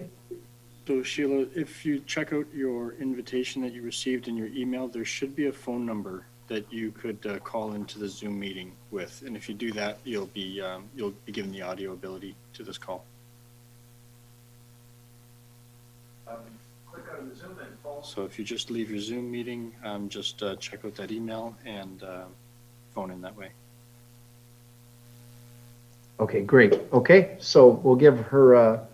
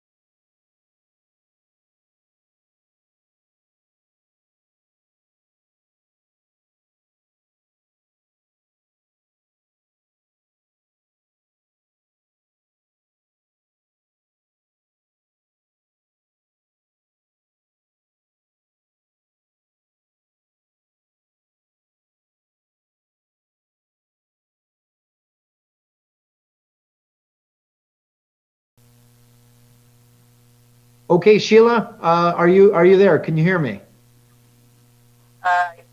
Through Carolyn's phone? Or It's technology on top of technology, but it's working. So welcome to the meeting, Sheila, and the floor is yours. Thanks, Jim, Mayor Jim, and council people. members. I just have, I'll be as quick as possible. This has been a little frustrating. Okay, my first concern is about the setbacks enforcing the small footprint owners to amalgamate with others to be legal non-conforming. That's a question I've heard answered, but it's a concern. The next is you can't do anything with small lots but sell to make bigger lots. Okay, then I'll go right to the next thing. I heard the grandfathered in. I heard Carrie on the youth hostel speak about the bike paths that are overrated at this time. I've heard that we're doing green space for the rail lands that the city own and have still done nothing about. I've driven around the city of Niagara Falls with the exception of the falls, and there are no 20-story buildings that portray with the historic buildings, the downtown. I have a question of those 20-story buildings in those 4 blocks that in 2008 was going to be called Pat Simon Way, has never happened, and now it never will. And what do those buildings house? Retail, commercial on the bottom, residential on the top, and nothing again for downtown. I have still concerns about the parking spaces, about the disclosure, that this is too quick a decision, consulted before the vote. The city exchanged lands, but not the property owners, and that the dream of no cars is a dream. So let's build Niagara Falls. Let's build it back around the Go Center, the same way the people of Park Street spoke. Frank DeLuca changed lands for parking. This needs more study, and it is a grievous concern. Thank you for your time. Okay, thank you very much, Sheila. And I'll go back to Mr. Dick. Did you get all of her comments, and was there anything you wanted to reply with at this point? Through the mayor, thank you. We've recorded all the comments. Thank you, Sheila. We have also heard written submissions, and we'll respond to those in the recommendation report. It's just ultimately, yet again, the zoning is implementing council's vision that was addressed through the original secondary plan, and that was supported by thorough study and analysis, and not only adopted by city council, but approved by regional council. And it's designed to support GO train service and the greatest concentration of people living and working in the closest proximity to the future GO rail station. Thank you. Okay, thank you very much. Sorry, go ahead, Sheila. Quick answer, just it's a quick study again. It has changed from your original. So the transparency of City Hall is certainly not transparent. Thank you for your time. All right, thank you, Sheila. Thanks for your patience getting through. Okay, Mr. Clerk, Mr. IT, Mr. Oatley, do we have any other speakers in the queue? No? Okay. Okay, we're good. Okay, the speaker part is done. Let me just get all my notes back here together.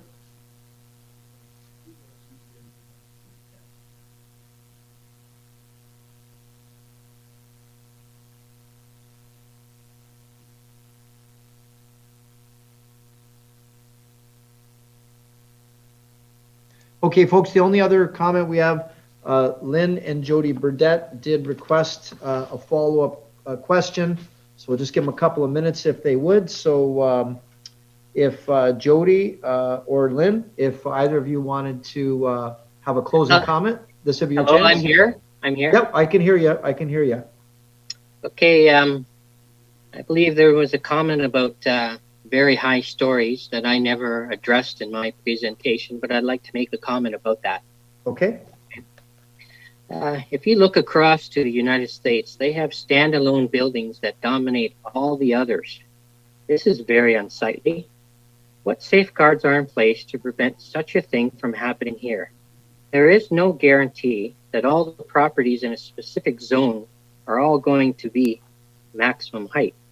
If you were to allow the first one built to be 20 stories, what's to say that the surrounding properties are not all going to be the same size? And now we have a standalone building dominate all the others. It's good for the casino area or Toronto, but there's nothing wrong with the downtown layout of Niagara Falls on the lake.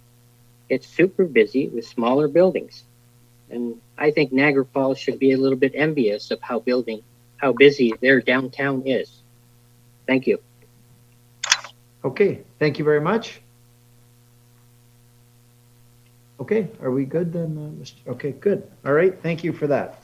So is there any other comments or questions from council at this point? Okay, seeing none. The public meeting with respect to the proposed zoning bylaw amendment is now concluded.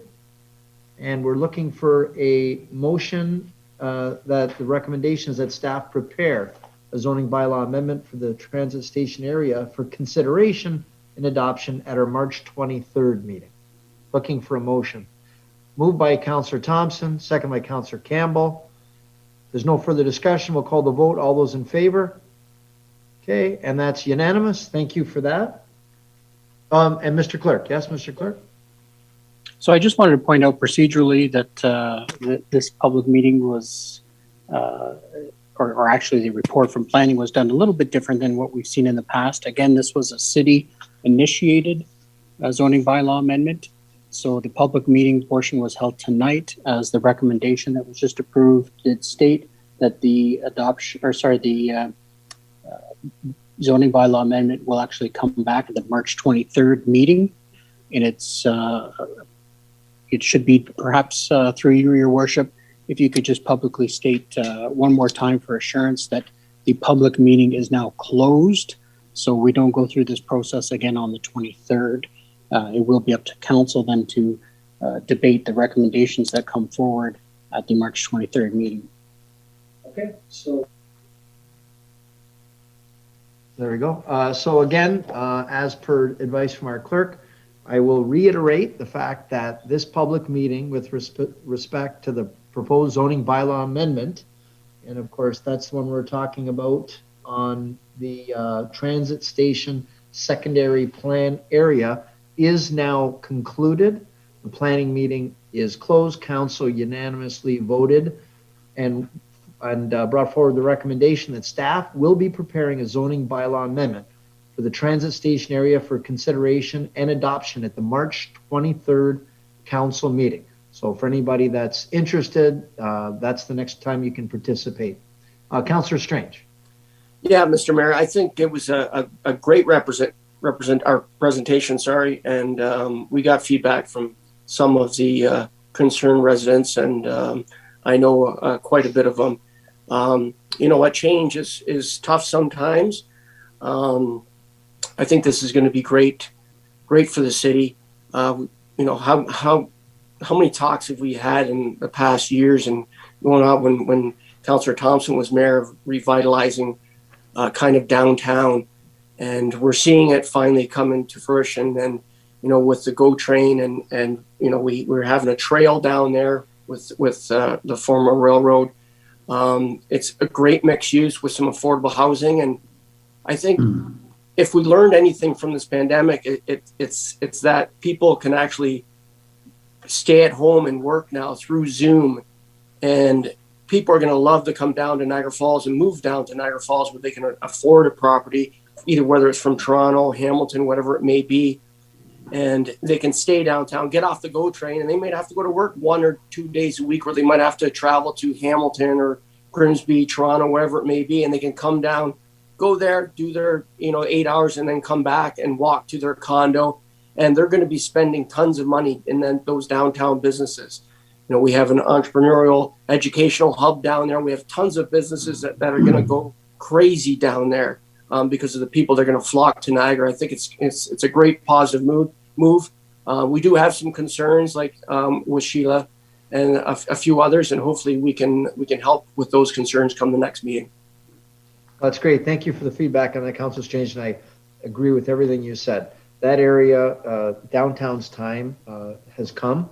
There's going to be some good opportunities with the GO train being right downtown and everything around it. So it's exciting times. So I've got Councillor Carrier, Councillor Thompson, Councillor Dabrowski.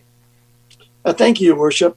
There were very good comments from the people who live and pay their taxes down there, and most of them have been down there many years. So I know the staff is taking great care to take notes, tape their conversations. I'm just looking forward to seeing some of their ideas reflected in what we see at the next meeting, because they're the ones that have their lives and their livelihoods on the line. I don't like it to just be all of what we do. I like to see what they suggest and what they're putting forward. Some of that shown in the next meeting as well. Yeah, great feedback. Thank you for that. Councillor Thompson. Yes, I was thinking about this today, and in 1970, I was the speaker in front of City Hall when we opened City Hall, 1970. And we had a debate for years. We're going to keep the City Hall downtown to make sure that Queen Street is going to be alive and supported completely.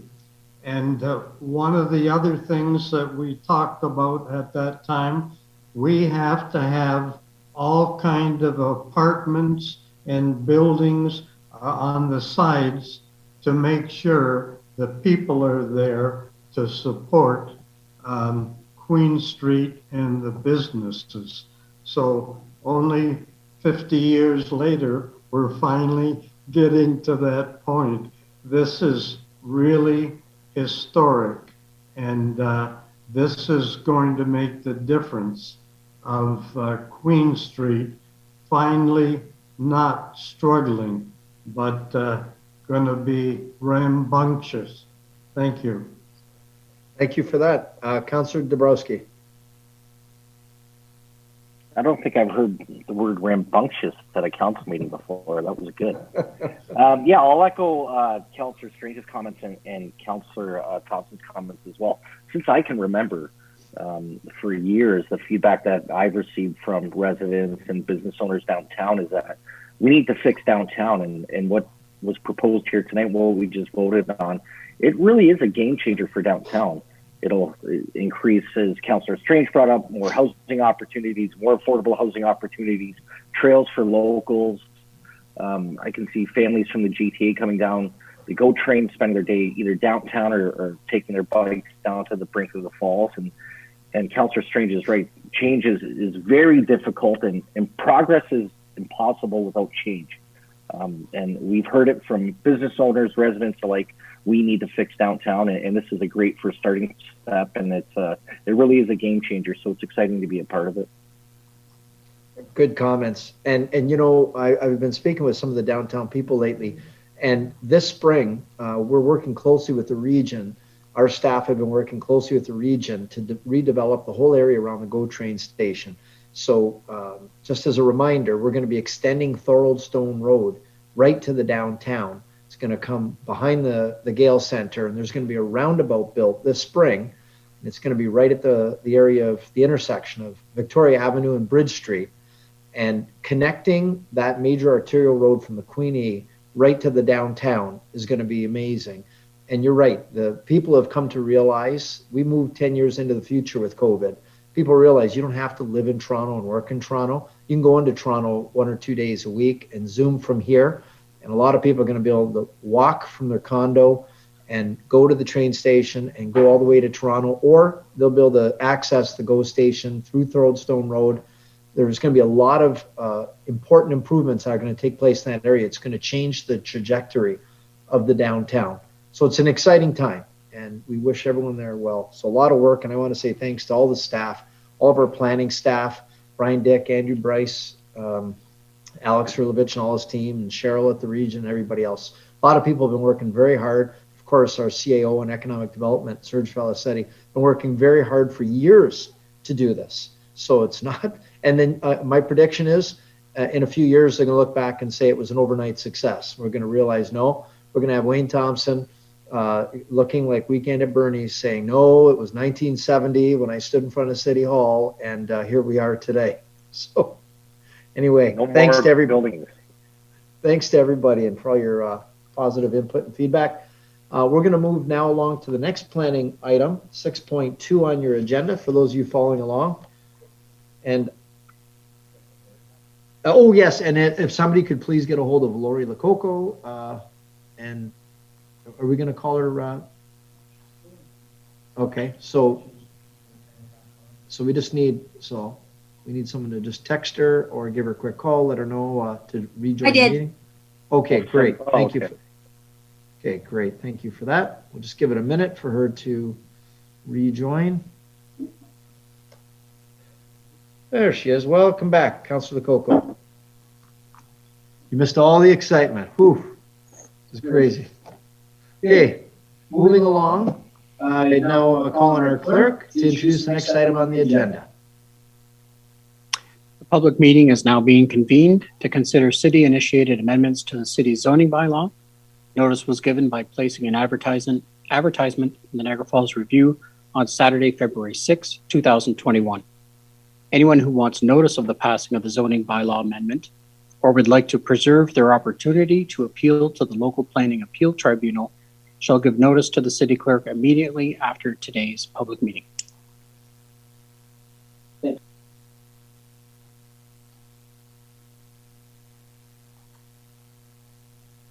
All right, sorry about that. Now I'll call on our Acting Director of Planning, Mr. Andrew Bryce, to explain the purpose and the reason for the proposed bylaw amendment. Thank you, Your Worship. I just have a PowerPoint to share.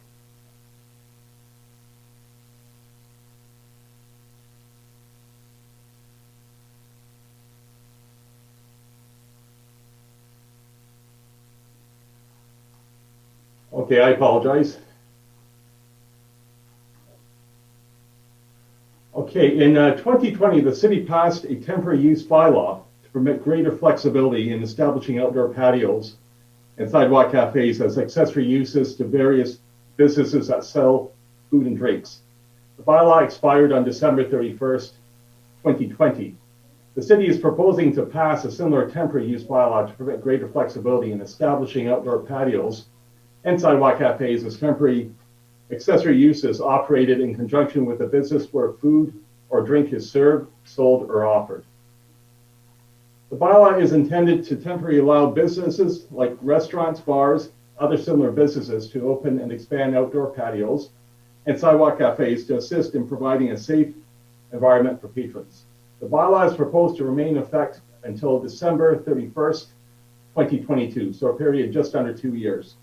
The proposed bylaw would permit an outdoor patio or sidewalk cafe, accessory to a variety of uses, that are permitted in commercial industrial zones. Proposed bylaws would amend the regulations in bylaw number 79-200, which applies to most of the city's urban area, 53-35, which applies to the Casino Niagara lands, and finally 395, which is the Willoughby Township bylaw. As the Ordering Council, which permitted the passage of the previous bylaw, has expired, the normal notice requirements of the Planning Act are applicable. Planning analysis. The proposed temporary use bylaw would conform to and be consistent with provincial policies, as it would assist and support businesses that serve food and drink in providing a safe environment for patrons, allow these businesses to reopen, support efforts to rehire workers, and assist in economic recovery efforts in the city.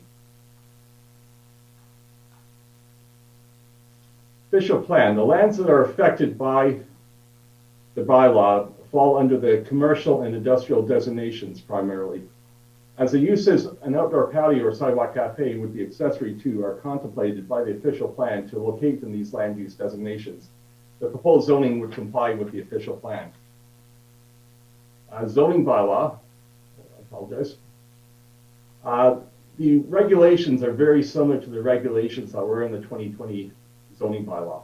The proposed bylaw would permit an outdoor patio or cafe accessory to the following uses in the following zones. In commercial zones, a bake shop, a restaurant, a drive-in restaurant, a hotel, a place of entertainment, a private club, a restaurant, a tavern, a beer, wine, or liquor store, a licensed establishment, and a nightclub. In industrial zones, a winery, an adult entertainment parlor, and a brewery. In addition, where any of these uses are permitted in the deferred commercial or deferred tourist commercial zones, or in site-specific zoning bylaws, those uses would be allowed to have an outdoor patio or sidewalk cafe. In Bylaw 5335, the Commercial and Industrial Zone 1, a restaurant, hotel, licensed premises, a bake shop, and a winery, distillery, or brewery would be allowed to have an accessory patio or cafe. And finally, in 395, the Willoughby Township Bylaw, the highway commercial and village residential zones, a restaurant, hotel, and licensed premises would be allowed to have a patio or cafe. Again, the regulations that are proposed are very similar to the 2020 bylaw. The regulations would permit tents and other temporary structures to enclose or cover outdoor patios, would require or remove requirements that limit the maximum capacity of outdoor patios, would not require parking for seating or occupancy on an outdoor patio, would allow an outdoor patio to locate on parking spaces on aisles required for the main use, would eliminate the requirement of a maximum 10-day period for a tent or air-supported structure. Such structure could remain until December 31st, 2022. And finally, fees for municipal property occupancy may be waived at the discretion of the directors of municipal works and planning. Regulations are recommended for the following reasons. An outdoor patio is already permitted use to a restaurant and other uses. These uses have been added to the bylaws so that the temporary regulations can be applied to them. Additional uses have been added to broaden the type of businesses that serve or sell food or drink that may utilize an outdoor patio. Such uses may be a tasting area for a winery or brewery. Permitting these temporary structures that may cover a patio will provide shelter for customers and that use a patio cafe in inclement weather, and thereby assist in providing room for social distancing. Removing the limitations on outdoor patio occupancy also assists in social distancing. Exempting outdoor patios from parking requirements is not expected to create negative impacts. It's expected that many patrons that would be inside, let's say, a restaurant, would locate to an outdoor patio during this period. And finally, temporary permitting required parking for the main use to be used for an outdoor patio is acceptable in order to provide room for social distancing. An outdoor patio or sidewalk cafe would be required to be clear of any walkways required for accessibility purposes, emergency access, or fire routes. Any temporary structures would be required to be removed at the expiry of the bylaw. Pursuant to the relief granted to sidewalk cafe lessees last year, the bylaw proposes road occupancy fees be waived at the discretion of the directors of municipal works and planning. I must add that that's for city right-of-ways and city sidewalks, not regional right-of-ways. The region, any kind of lease that's on a regional property would be subject to the requirements of the region. And finally, none of these regulations will exempt an outdoor patio or sidewalk cafe from any requirement of a liquor license or a sidewalk cafe agreement. The amendment is recommended as it complies with provincial policies, as it will promote economic recovery and growth by assisting hospitality businesses in reopening and expanding in a safe manner. The bylaw complies with the official plan as it permits outdoor patios and sidewalk cafes accessory to uses that are already permitted under the land use designations. The proposed zoning regulations will provide greater flexibility for businesses serving or selling food and drink to establish outdoor patios with a socially distanced environment to patrons without creating excessive land use impacts. And finally, a sidewalk cafe will require the appropriate sidewalk cafe agreement. Recommendation is that council approve the zoning bylaw amendment application and pass a temporary use bylaw to introduce temporary zoning regulations for cafes and patios to remain in force until December 31st, 2022. Thank you. Thank you for that, Andrew. Well done. Thank you. Any questions of council before I close this meeting? Councillor Strange. Yes, Mr. Mayor. With the new regulations, and obviously we have a big event coming up March 17th with St. Paddy's Day. But I know the restaurants under red level, I think they're allowed 10 indoors. How many would they be allowed outdoors if someone created a sidewalk patio or whatever it may be? Are you talking about during the summer? No, is this starting right away? This, if we pass this? Mr. Bryce? Yes, through you, Your Worship. The bylaw would be, if it's passed tonight, there would be a 20-day appeal period. So the bylaw would come into force in late March. Okay. I was just thinking if somebody wanted to make a little patio with heaters and whatnot for St. Paddy's Day celebrations or whatever it may be. I didn't know how many people are allowed on the patio because I know you're allowed 10 indoors during red. I wasn't sure. And I know that's probably not going to change before that holiday. I was just wondering if it would be possible to maybe make the change for that date so that people can celebrate St. Paddy's Day if we're allowed to do that. But Mr. Bryce, you're saying it's a 20-day appeal period? That's municipal act? Through Your Worship, currently the zoning bylaw does permit certain uses such as restaurants to have an outdoor patio. A sidewalk cafe would also be able to be leased. What would not be permitted is to have a covering over a sidewalk cafe or an outdoor patio unless it complies with current bylaw regulations. Okay, but the timing, Councillor Strange is asking, do we have to wait? Is it mandated that we have to wait the 20-day appeal period? Yeah, through you, Your Worship, it would be a 20-day appeal period under the Planning Act. Okay. So the existing patios should be good, Councillor Strange. Yes. Okay, thank you. Councillor Lococo. Thank you, Mr. Mayor. Through you to Mr. Bryce. I was wondering regarding the parking changes that you had on there. Usually there's a certain number of parking spaces per restaurant guest, and with this proposal, it didn't talk about that. The concerns that have been brought to me, I think this is a wonderful proposal, and it's something definitely that we have to look at, getting the economy back for our hospitality industry. The one concern that has been brought to me is about the parking. If there's not a certain number of parking spots required, then what ends up happening is people park on city roads, residential roads, illegally parking maybe. And I was wondering if you had any discussions about the parking that went along with the proposal that you decided to put forward. Mr. Bryce? Yes, through you, Your Worship. It's a bit of a compromise there, I understand. The bylaw last year did have this provision. We tightened that provision a bit to reflect that in, let's say, a multi-tenant property, that the parking that could be used is only the parking that would be required for the main use, like a restaurant. So if a restaurant is in a plaza with a hairdresser or a grocery store, they would only be able to use the parking that's associated with the restaurant. Councillor? Thank you. I just want to put it out there that our bylaw officers might need to be aware of this. It might interfere with traffic flow or parking in illegal areas. That's the only problem I see with the whole proposal. Thank you. Okay, thank you for that. I've got Councillor Dabrowski, then Thompson.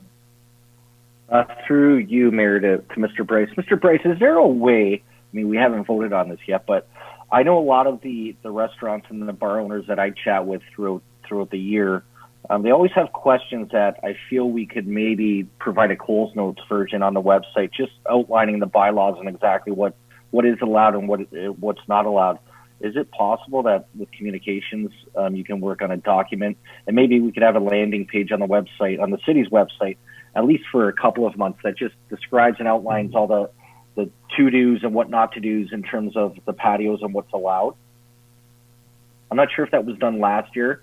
I know we were directing a lot of the business owners to various staff, but just thought maybe we could give a Coles Notes version to those business owners when they're preparing for their patios, whether it be for St. Patty's Day, as Councillor Strange is alluding to, or for later on in the spring. Yeah, we've got the CAO on the call as well to help out with this one. Mr. CAO. Well, thank you, Mr. Mayor. And I don't know whether Mr. Felicetti's on or not, but what had happened last year, Councillor, was that through economic development, they had done an outreach to the BIAs and business owners to walk them through the rules. They helped them obtain their patio permits. So we really handed that over to business development. They did a great job in carrying that out. Okay, thank you. Does that help? Yeah, it does help. It sounds like we have it under control. It's a no-brainer. I mean, it's no secret that businesses are suffering all across the world, never mind just our city. But so the least we can do to help them get through the next 3 or 4 months. And I read a report today that we're looking to a warm spring. So hopefully a lot of these restaurants can at least get back to the capacity with patios, whether or not we're in the red, gray, or orange zone, and generate some revenue and get people going out to eat again within the city. But either way, great presentation and proposal. I'm happy to support it once we close the meeting. Thank you for that. We've got Councillor Thompson. Yes, I think this is very appropriate. This is going to affect all of the tourist development areas, and most of the people are in hotels and they just walk up and down the street, so they don't look for parking spot. We never had a problem last time, and I think this would be appropriate. And I also liked Tim Parker's from the Victoria Center supporting the bylaw and the way it's written. I think if you ever try to have parking spots, this would be holding people up for months. So I think this is appropriate, and I think it's going to work again. Yes. Thank you for that. Did I have anyone else? Anyone else from council? Okay, seeing none, we don't have anyone else to speak, Mr. Clerk. Currently, there are no members of the public on standby. We did have one registered, but they're not on the line. But I would like to point out that we did get a late submission today. It's not part of your electronic agenda, but there was a submission that was emailed to all of council from the Lundy's Lane BIA, and it was just some correspondence in support of the proposal. I would move the zoning bylaw amendment, Your Worship.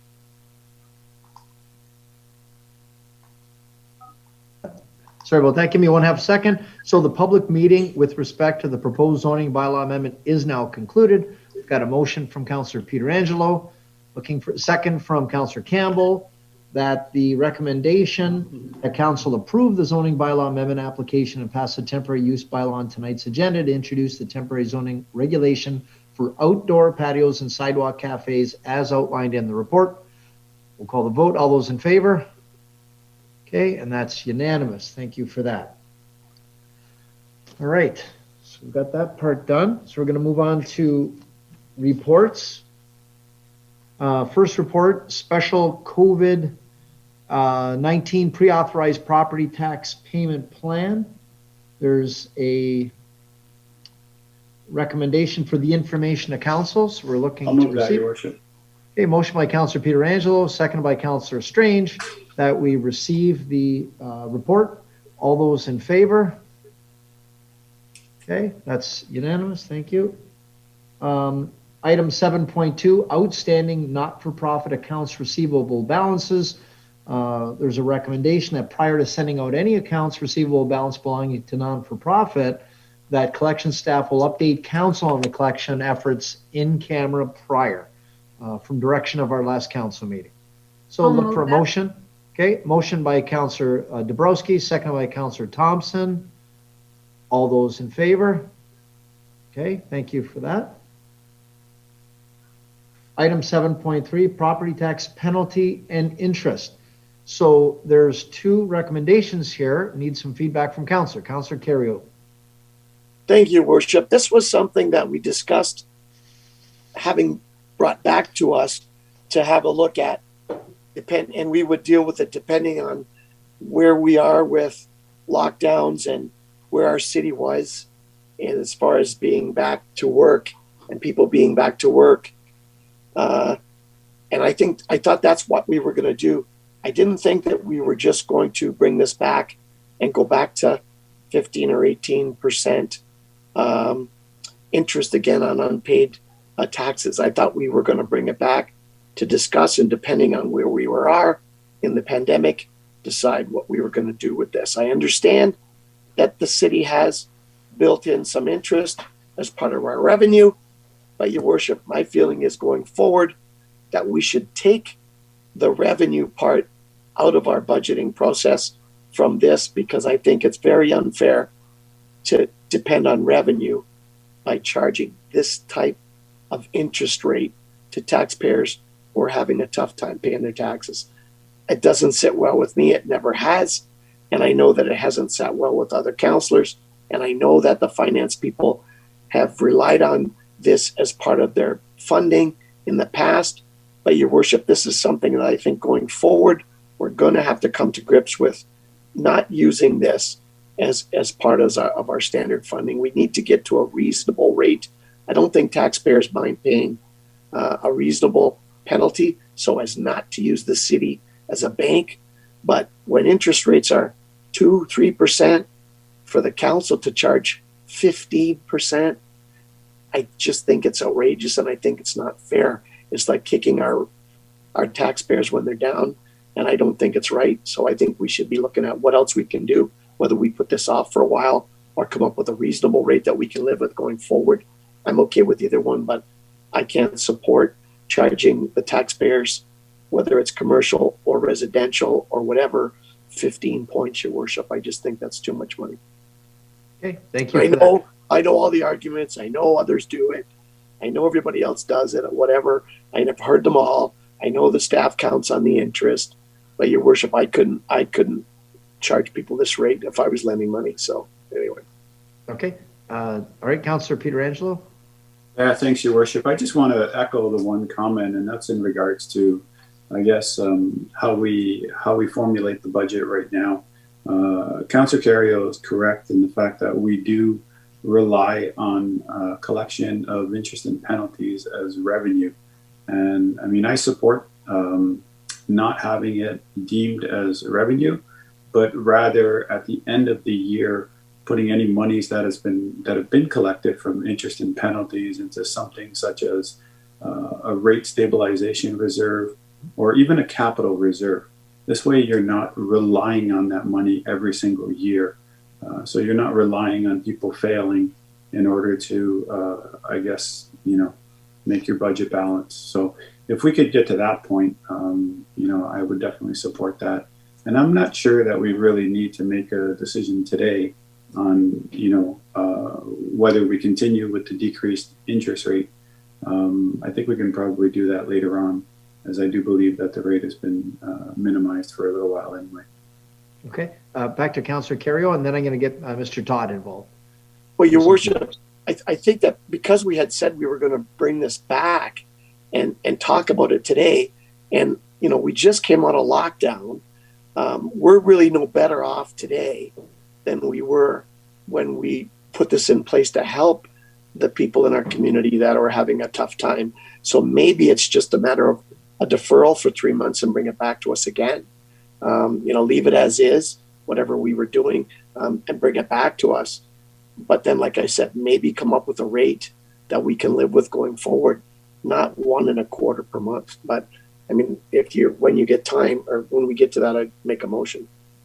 Okay, thank you for that. I'll ask Mr. Todd if you could weigh in. Yeah, thank you, Mr. Mayor. You will recall that back in December, we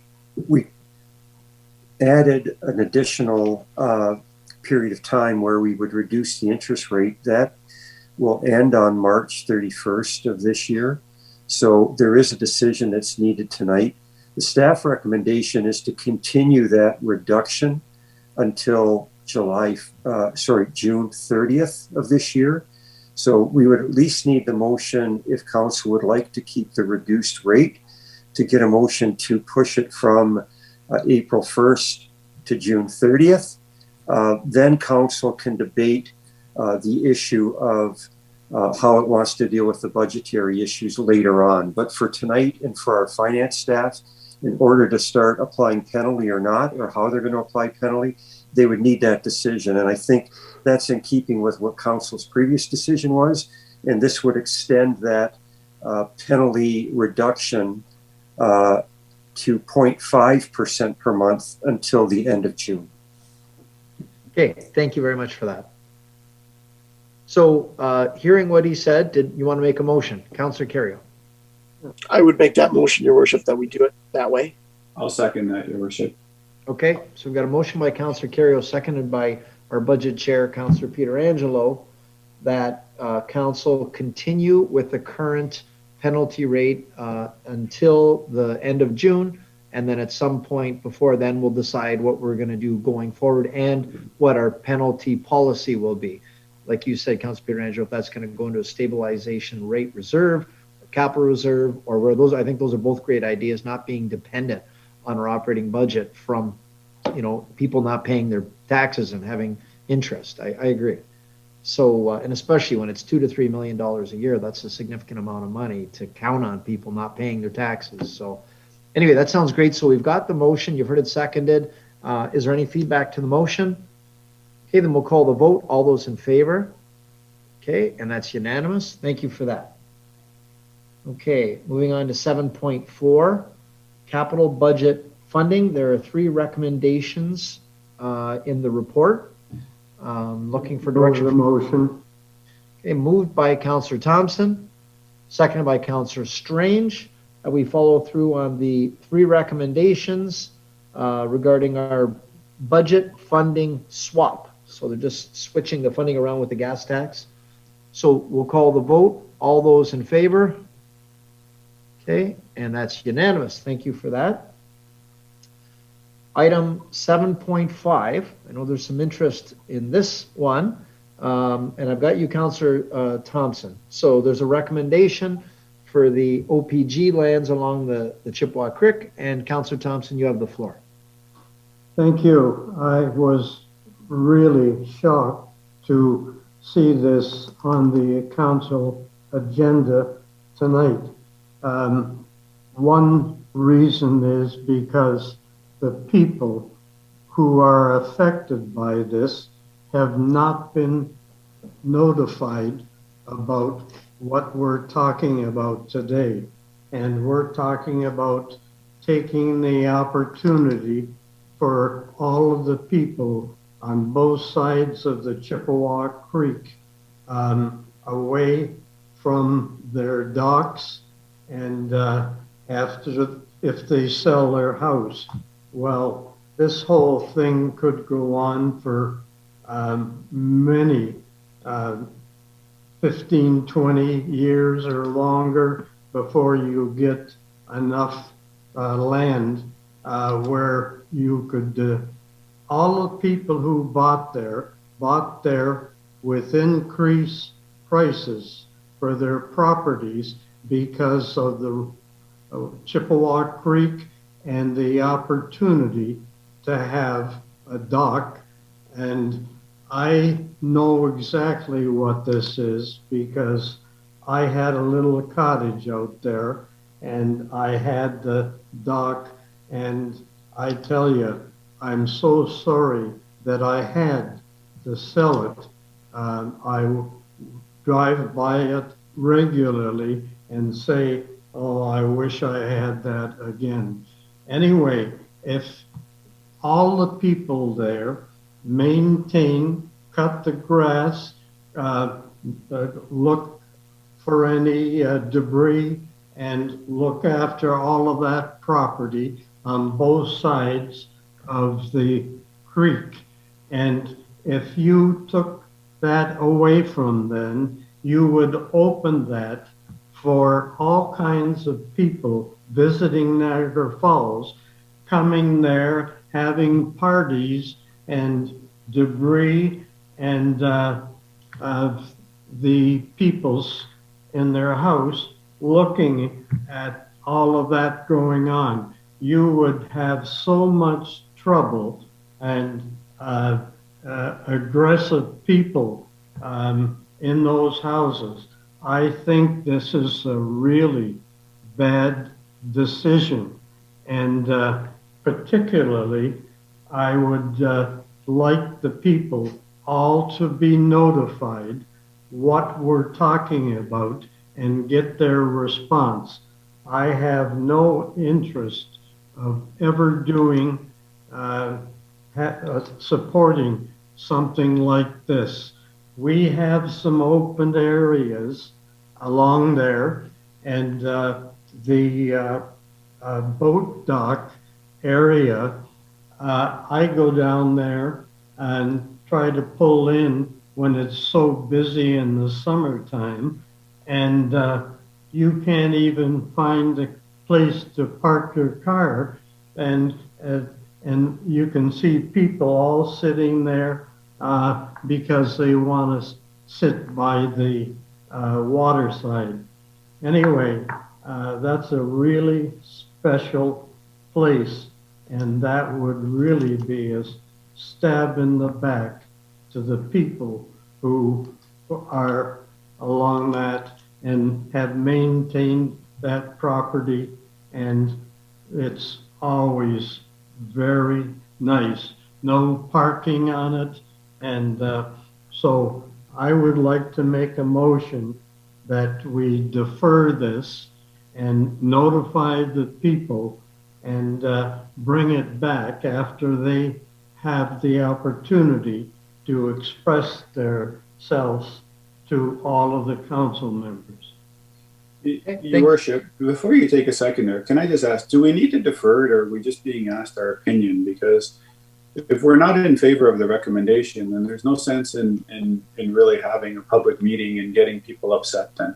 Well, I don't have any problem with that. I would make the motion, but I'm just trying to get the support of the council. I agree. I agree in the sense that, there should be a public meeting if we do plan to go down this road. I'm personally not in favor of going down this road. So, okay, I make a motion that we defer this and don't support it. So okay, that's Which you just make the motion to not support it. That's your motion. Yes. Yeah. Okay. So we've got a motion by Councillor Thompson, second by Councillor Strange. Well, I've got Councillor Strange on his hand. He's been eager. He's been waiting. Okay. I'll second it. And when I saw this on the agenda and the report, I just couldn't imagine us passing something like this without having, can you imagine how many residents along Front Street and along Bridgewater who would just be going insane. They bought those properties because of those lease lands that they can have docks on and they can enjoy it. They take care of it. They beautify it. They beautify Chippewa. And, it wouldn't affect the people that own it now, but it would affect it if they sold it and they wouldn't be able to have that lease involved anymore. People buy those lands because of that leased area that they can enjoy the dock. They can have a boat, they can swim. And there are docks along near Tim Hortons where the public can enjoy, but they don't have to take care of that property where, the OPG land is leased to these residents. They take care of it, and it is beautiful along there. And I think I've known this as long as I remember to have that leased land with OPG and that agreement. And Chippewa is so proud of it, and the residents are so proud of having it, especially along Front Street and Bridgewater. So I definitely couldn't even see this going forward. So I will second the motion to not go forward with this. Okay. Just before I've got a lot of you want to speak. Just before we do, I know Mr. Nickel, Eric Nickel, would like to weigh in on this. This is his report. So, Mr. Nickel. Thank you, Mr. Mayor. I felt it would be important just to clarify the lands we're actually talking about. So just to be absolutely clear, we are not talking about the lands along Bridgewater. We're only talking about a small segment of land that the city is licensing and the city is maintaining on behalf of OPG. And that land is located in the graphic that I've pulled up for you, but it actually extends along the full length of the existing boat dock, including an existing dock that is right against our parking lot, and it extends easterly to Greenwood. So it covers about 10 private docks. And this is not about removing docks from personal ownership now. This is about taking the opportunity when new owners are potentially moving to a property, about removing that opportunity that provides exclusive access to the waterfront. So again, this is not something the city has jurisdiction over, but OPG is looking at how they manage their waterfront licenses, which they renew every 5 years. And because we're the upstream tenant of the land, they wanted our opinion for the land that we license and maintain. So, it's staff's recommendation that this be maintained in public access so the public can get further access to the waterfront, which could allow for future opportunities to expand that boat dock, expand the parking lot, and so it won't be as crowded as Councillor Thompson has witnessed in the past. Okay, thank you for that, Mr. Nickel. Okay, so I've got a whole bunch of people. Now, there's new information. Who still would like to speak? I saw Councillor Pietrangelo, you had your hand, and then I'll work my way through. Councillor Pietrangelo? Yeah, thanks, Your Worship. I guess the way that I and probably most of us read the report, like I saw that it showed the example area, but I didn't realize that it was only specific to that area. Yeah. But if it is just a small portion of the waterway that staff are looking to acquire, I mean, I don't think I would want to just target one little area and take those docks away from those people. I think before I did something like that, I would rather look at other areas. I mean, obviously, if we go to the north side of the creek, in between Low Lift and Stanley Avenue, there's quite a lot of room there. I mean, we can have some public space there if we like, and then we can have boat launches from from the end of Sodom Road, and then also from the north side of the creek. In my opinion, I don't know that we have to just simply make the decision that we're going to take people's docks away. So, I mean, if we haven't exhausted those options yet, I'd rather look at doing something like that where we don't actually impact people that already have docks before I made the decision the other way. Okay, thank you for that. Mr. Todd, did you want to weigh in on that? Well, Mr. Mayor, I just want to make sure the council's not confused. We have no intention of taking anybody's dock away. This would only occur when somebody was selling their property, and on that sale, there was an opportunity for us to acquire the dock on that sale. So the leases are renewed by OPG on a regular basis, and that would be the opportunity where we would utilize that opportunity, but only on a sale. We would have no intention of approaching people that are living there, intend to live there, and that was the approach that Mr. Nickel was suggesting. You would even affect the sale of the property for the ones who own it. If they said, oh, you don't have access to the dock or the OPG property, that would reduce the cost for them, that they wouldn't be selling it. Okay, I've got Councillor Carrio, Iannone, and then we'll see who's next, and then Dabrowski. Thank you, Your Worship. I don't know whether or not that's an issue for us to weigh in on, because they don't own that land anyway. It's all OPG land. But I think that the staff has a good idea. The boat ramp and our boat dock down there, I'm very familiar with it. I have all kinds of friends that use it, and I know a lot of the people that live there. they complain steady all summer that it's too busy. Even if we want to get involved in looking for another place to develop some waterfront for our residents, I don't think I would agree with expanding that one. That's too busy.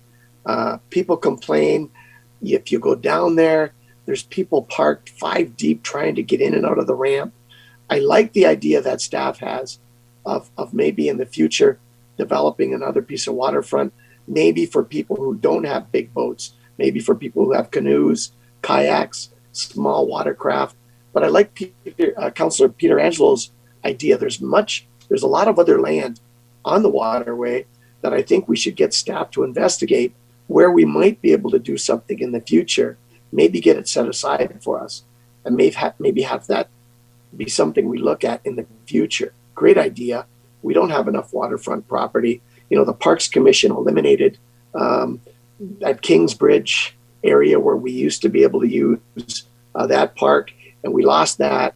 It was a great place to swim, a great place to boat in that little area. So I believe in expanding our opportunities with waterway recreation for our residents. But I think we should get staff, like Councillor Pietrangelo said, focusing on another piece somewhere else, maybe where it doesn't impact the residents so much. So I'm going to vote for support this motion to let this go. But I still think that we should get staff to look at another piece of the creek, another piece of the waterway, where maybe we could come up with some nice development. Maybe if we ever get anybody to build on again in the tourist area, maybe we could take some of that section, whatever money, and have it allocated towards something like that or whatever. But I would prefer to do that rather than expand the property where we already have the boat dock. Yeah, so Thank section 37, Grant. That's and it. Also, so maybe why don't we amend this when we get to it? Why don't we amend this and include it and ask staff to explore, investigate some other boat ramp, boat launch opportunities along the creek? So maybe we'll if get. they move the secondary one, when they cancel this one, want to move that one. Otherwise, I'll move that one. Thank you. Okay, sounds good. Councillor Ioannoni. I just want residents who are worried that we were looking at taking their docks away, not renewing their licenses. That's not what this application means. And I understood that when I read it. We often have developments where people come and say, why don't they build this on another piece? Why don't they, there's property over here, they can build something over there, but they don't own that property.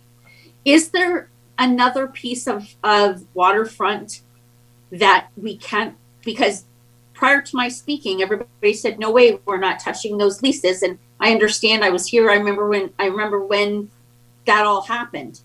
So where would we look? Is there other space? Is there other waterfront dock areas that we could look at? Because staff's whole point here is that we have more public space for people to be able to go on. If anybody goes down to those docks, it says private, do not come on here. And most people who are visiting us don't understand that people lease that they've paid for that. They just think it's something that they just can't go on. So there's public waterfront that they're not allowed to go on. Where's another piece that we could do? Okay, well, I've got the CAO here, Mr. Todd, so maybe you can help us on that. Well, thank you, Mr. Mayor. And if I could just make a suggestion, perhaps this could help, is that the Recreation Department through Kathy Moldenhauer, they're just now completing, putting the final public consultation stuff on the update to the Recreation and Parks Master Plan. This may be a good opportunity before that gets back to Council to look at, as part of that document, where we may be able to identify lands along the creek somewhere where we could expand an existing park. I think there's a couple locations we could identify, but it might be very timely with the fact that looking at some trail improvements as well. I know there's going to be some trail improvements coming along the creek itself. There may be an opportunity to build more dock and little park as part of that. So it's timely if that, I guess the referral is to have us look. If I could suggest to Council that we try to incorporate some of those thoughts into the Parks and Rec Master Plan update when it comes back, and it'll be there for Council to review as part of that document. Thank you. And that's a great idea, but I have one more question. if I'm counting this right, I see 6 docks. Councillor Thompson said, you know, how do we have this conversation without including the people who've leased those docks? How did it get to us without those 6 people being notified? Because that's 6 households. How is it got to us without 6 households being notified that we might perhaps do that tonight? Mr. Nicol? Yeah, thanks, Mr. Mayor. Just to answer that question, OPG is the license holder with the private residences. So a private residence contacted OPG about a pending sale, and OPG felt it would be appropriate to see if the city had any opinion on those docks that are attached to our licensed land. Did any of those other docks, other than the property that's selling, did they get notification we were having this discussion? Through you, Mr. Mayor, no, this came up late last week. And it is only relevant to this property that's for sale, and OPG is looking for an answer, but at the end of the day, it's their license and they don't need to take our advice. They'll act how they see fit, but they wanted to hear from us in our opinions. Well, I understand that. I just want to say that Councillor Thompson's comments were correct. While it's OPG's decision, the residents who lease those docks are looking at it tonight as if it's in council's decision to say no, they can no longer really renew those. So I think next time something like this comes to us, perhaps they should be notified also. Okay. Thank you for that. I've got working my way through. I've got Councillor Dabrowski, Councillor Pietrangelo, Councillor Campbell. Yeah, I think everybody's covered the questions that I had. I have nothing more to add. I wouldn't support it. And there was some confusion with the report. I think that's where this conversation is arising from. So hopefully the residents, like Councillor Iannone mentioned, are too worried and knowing that their leased land is safe. Okay, thank you for that. Councillor Pietrangelo. Actually, Your Worship, I'm good. I mean, I think, you know, the comment was made, is there any other land? And I think there's a lot on the north side. Council needs to remember that we still have George Bucator Park, which is from Stanley Avenue all the way east, I think, until the water intake. And you know, in the past, I think it was maybe 5 years, we just helped the rowing club build out there. So there is the ability to put lots of boats in the water out there, Your Worship. It's all public land. It's all owned by the city. Further to that, if you go from Stanley Avenue all the way east again to Low Lift, I don't believe that there's anything there right now, and that's OPG land. I'm not sure about the width of that, but that's something that perhaps staff can investigate. But I do think that there's opportunity elsewhere, Your Worship. And I was thinking the exact same thing about George Bucator down by the Humane Society. There's some, that's where a lot of people take their dogs and they go down in the creek there. It's a great area. So and we built the trail there as well. Yep, exactly. Yeah. Okay, we've got Councillor Campbell. Thank you, Your Worship. This has been a really good discussion, and I'm not prepared to make a decision one way or the other. I would prefer to table this motion until we get a report back from the staff that covers the conversation and the options that we have provided up to this point. Okay. So my motion stands, and I like the CAO's recommendation regarding the recreation policy and report back. Call the motion. Okay, well, we've got is there any other discussion to the motion? Okay, Councillor Strange. Sorry, Mr. Mayor. And I'm just thinking, I know last year was a big year when people, I don't know if you ever go down there, but people just love to get their floaties and they'll float down there for miles from one end to the other. So if we're looking at something like Councillor Pietrangelo is talking about, maybe we can look at something where there's safe access to some of these people where they can actually just go into water as well and make it a little safer for them as well, so we can help them as well. That's great. Okay, well, we've got yes, Councillor Campbell.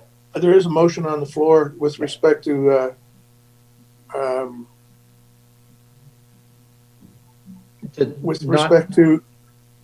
not moving forward. Yeah, not moving forward, but then asking. I made a motion to oh dear. A deferral? A deferral.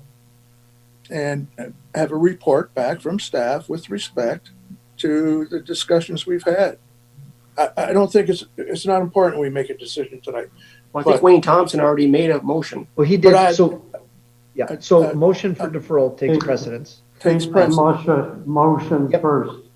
So no, motion for deferral takes precedence, but we need a seconder. It does. But we need a seconder to that motion. Is there a seconder to the motion? Last time, is there a seconder to that motion? Okay, so that motion fails, and we go back to Councillor Thompson's motion. And the motion was to turn down the recommendation, and secondly, if I've got it straight, to ask staff to come back with other options along the creek for further boat ramps and launches. Is that right? Okay, so that's the motion by Councillor Thompson and seconded by, I forget who seconded it. No. Who seconded it? Councillor Strange. Councillor Strange, okay, sorry. Okay. Did we have any speakers to that motion? Okay, we'll call the vote. All those in favor? Okay, opposed? For or against, Councillor Ioannoni? For. Okay. Okay, so that passes. Thank you for that. Thank you. Moving on to 7.6, revision to corporate procedure, representation at LPAT hearings for the Committee of Adjustment. There's a recommendation in your reports. What's the will of council? Councillor Pietrangelo? Yeah, thanks, Your Worship. Just to very quickly explain the report. So sometimes what happens at council is planning staff will make a recommendation to council, but city council will choose to go the other way.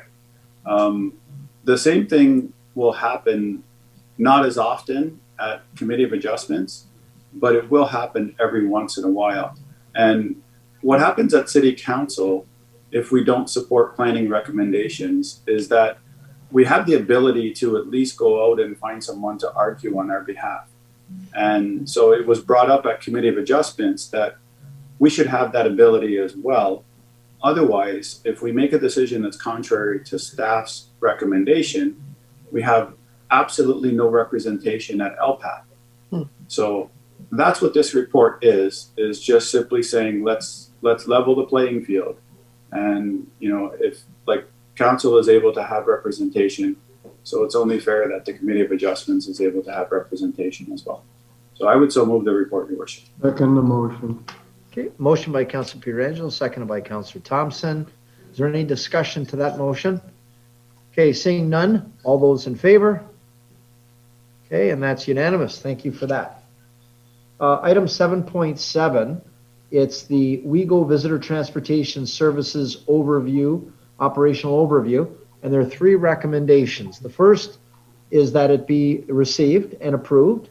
Secondly, that the recommendations, not including budgetary approval or public input at this time, be endorsed. And lastly, the council directs staff to bring an extension agreement forward for council's approval. That's the three main recommendations for the WeGo. Councillor Thompson. Okay, moved by Councillor Thompson, second by Councillor Dabrowski. Do we have any discussion to the recommendations? Okay, we'll call the vote. All those in favor? Okay, and that's unanimous. Thank you for that. Okay, now on to the consent agenda. What is the will of council? So move.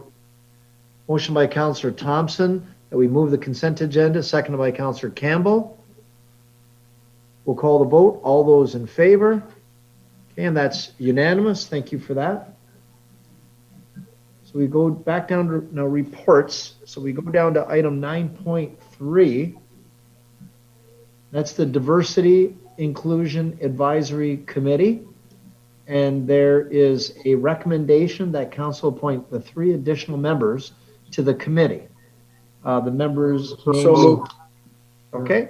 So it's motion by Councillor Campbell, seconded by Councillor Strange.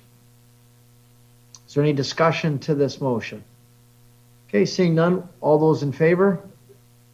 Okay, and that's unanimous. Thank you for that. Item 9.4, 5G installation memo from our finance department. with questions to, answers to our questions from our insurance company with a recommendation that we receive. Councillor Lococo. Thank you, Mr. Mayor. Thank you to the staff for getting that information from our insurance company. I know I'm the one that brought up the questions. There were a lot of residents that were wondering what our liability would be. To me, when I read the memo, it's typical insurance speak, and I don't know if I was a homeowner, if I would feel comfortable with the responses. I know it's typical insurance lingo. I just don't know if the city should feel comfortable with that wording. I know that there doesn't need to be any discussion on it, but it's not very comforting in the wording to say that we would be covered if there was an issue brought forward. That's all. Thank you. Thank you. I need a motion to receive the information that we've received. Moved by Councillor Lococo, seconded by Councillor Thompson. All those in favor? Okay, and that's unanimous. Thank you for that. Item 9.5 is the Niagara Regional Housing fourth quarter report. Move the recommendation, Your Worship. Motion by Councillor Pietrangelo, second by Councillor Lococo, that we receive the report. All those in favor? And that's approved. Thank you. Unanimous. Councillor Pietrangelo's report, 9.6, letter from the Ministry of Transportation regarding Highway 405 and the QEW interchange. Councillor Pietrangelo. Yeah, thanks, Your Worship. I guess I'm wondering, what our next steps would be. Like, I do appreciate the fact that the province and the ministry are putting money into the Glendale intersection. I think there's an article actually in the paper today that talks about their investment, which is almost $54 million, which is very significant. I still tend to think that it would be, I guess, the ultimate solution to have the two highways fully connected. So I'm wondering, I guess, through you to staff, if there's any ways that we can continue to bring this forward, even get it to the possibility of an environmental assessment so that the ministry can, I guess, consider making the two highways fully functional. Good point. Mr. Nicol, oh, look at that. He's already ahead of me. Did you want to weigh in on this? Yeah, thanks, Mr. Mayor. So we did have a few follow-up discussions with the ministry staff. What they've indicated is that there was never any consideration for this type of interchange when they completed their Golden Horseshoe transportation planning. But they left the door open by saying that there could be potential opportunities in the next iterations of those plans. So that is really what I heard, was there may be a long-term solution that could include a full all moves interchange here. But what we stress with them is that we really want them to consider the short-term solutions that may be able to bide us some time until this can be fleshed out a bit more in more detail. It's a very big undertaking. It would be very expensive for them to commit to. So it's unlikely, in my opinion, that they would commit to an EA now without doing the transportation needs studies to see if it actually is something that can be warranted from their perspective. So where we think we're headed is to work on some signage strategies, and even signage strategies that might involve travelers heading from the US, so that before they even consider which bridge they want to cross, they consider their destination, and they consider a destination that is easier for them to make, make that movement. And also some routing signage that's in the city, through the city, at our off ramps at Stanley Avenue, and some of the new interchanges like they're proposing at the Concession 6 Mewburn Road location, which may still be a few years down the road. Their report suggests that it will be easier to get off the highway at Glendale and turn back around. Yet I still think that's not a natural instinct for someone who's traveling, especially someone who's coming from a different part of the country or a different state, who wants to head to the major destination like Niagara Falls. So we'll continue a few discussions, but I would press them on trying to get this as a consideration, or at least an option they can model in their longer term growth strategies here in Niagara region. Yeah, and I appreciate that, Your Worship. I really do. I think it's important that staff continues to, kind of nudge that idea forward. there's a lot of heavy vehicles that end up using either Mountain Road or York Road. When they're coming down the Queen Elizabeth Way, they'll get off on Mountain Road and they'll go right through the entire city instead of actually just, continuing on the Queen Elizabeth Way and then veering to the right and going straight onto the 405. And same thing coming the other way from the 405, especially in regards to the fact that there's a lot of industrial land at the corner of Stanley and the 405, and that's where a lot of the heavy trucks are heading. So for us as a municipality, I think it would be good to get all those heavy vehicles off of our roads and just to keep them on the infrastructure that's already being built or that's already built right now. So I guess I'll leave it in Mr. Nichols' hands for now, and I appreciate him continuing on with the fight. That's great. Thanks, Councilor Pietrangelo, and thank you, Mr. Nichol. So, Councilor Pietrangelo, did you want to make the motion to receive the letter? I will, Your Worship, yeah. From Ms. Mulrooney. Moved by Councilor Pietrangelo, seconded by Councilor Thompson. All those in favor? Okay, that's approved unanimously. Thank you for that. And item 9.7, proclamation request that the week of March 28th through April the 3rd be proclaimed as National Cleaning Week. I'll move the proclamation, Your Worship. Moved by Councilor Pietrangelo, second by Councilor Carrio. All those in favor? It's kind of funny because COVID, we do a lot of cleaning, it seems, these days. So that's interesting. It's been cleaning year. Yeah, it's been a year of cleaning. You're right. Okay, resolution. Mr. Clerk, I'm not sure I understand. Is this an in-camera resolution? On 22nd. Yes, so this is a resolution that's being brought forward in advance of a meeting that staff is hoping to hold with council on March 22nd. So that'll be prior to the March 23rd council meeting. It would be considered in camera under the Act for the reasons of being a personal matter. Essentially what this is for is so that all of council can gather and participate in the CAO recruitment. We knew that this stage was coming, as mentioned earlier this evening, that all of council would be involved in this process. So it'll be done as an in-camera meeting as allowed under the Act. And essentially what this is a special meeting of council. Since we're not 22nd when this will be held, I thought we would include the resolution on tonight's agenda for approval. Okay, there we go. Okay, no, that's great. So looking for a motion to approve, motion by Councillor Campbell, second by Councillor Dabrowski, that we approve the resolution to go in camera on March 22nd for our CAO personnel meeting. We'll call the vote. All those in favor? Okay, and that's unanimous. Thank you for that. Ratification of in camera, Mr. Clerk. Yes, Your Worship, council did meet in camera earlier this evening. There's a motion now for ratification of in camera that the proposed sale of city-owned land being part of road allowance between concession 1 and broken front concession Niagara River, north side of Weaver Road, parts 1 and 2 on reference plan 59R 16217 be sold for the acceptable offer of $3,000 plus HST for each of part 1 and part 2. And then secondly, the other matter, there was just direction to staff to pursue with the Gunning and Mears pump station replacement contract. Okay, thank you for that. Motion by Councillor Campbell, second by Councillor Dabrowski, that the in-camera ratification motion take place. All those in favor? Okay, and that's unanimous. Thank you for that.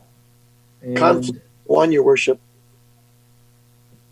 What was that? Sorry, Councillor conflict on the 1. I had a conflict on the 1. So it's not unanimous. I had a conflict. Yeah. Okay. Right, with a noted conflict from Councillor Carrio. That's right. Thank you.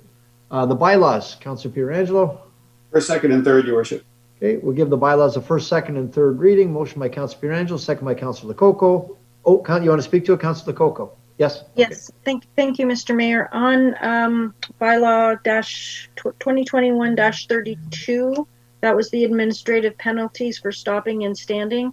I voted against the report, so I'll vote against the bylaw as well. Okay, Mr. Clerk, did you want to weigh in on that? Thank you, Councillor Lococo, for just bringing that up. The reason that this bylaw is on the agenda is it was inadvertently passed at the last agenda. It should have been pulled after Council defeated the motion to increase the fees. So tonight's bylaw is, you'll notice it's quite short. It's just a housekeeping matter to actually repeal that process. So effectively, we're just going back to the old bylaw 2014-65. This is just to clean up a mistake, administrative error that occurred at the last meeting. Okay, thank you, Mr. Matson. Then I guess I'm not opposed. I don't need it pulled. Thank you.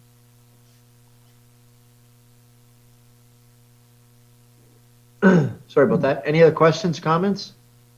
Okay, then we'll call the vote. All those in favor of the bylaws? Okay, that's approved. Thank you. New business.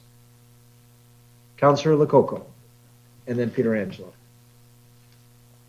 Thank you, Mr. Mayor. I have a couple of them. One is regarding student volunteer hours. I've been contacted by many parents who have kids that need volunteer hours, but because of the pandemic, a lot of organizations are closed.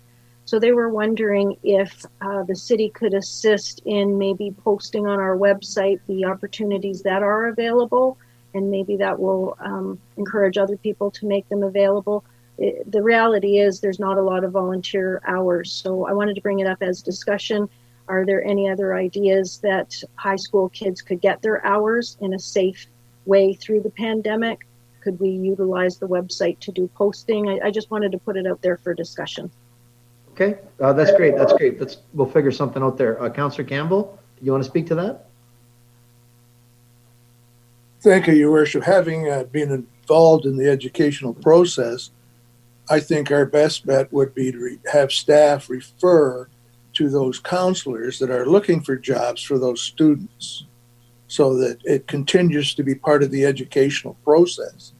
And we don't have to worry about whether it's going to be acceptable or not acceptable. That all has to happen and go back to the counselors that are organizing this, the schools.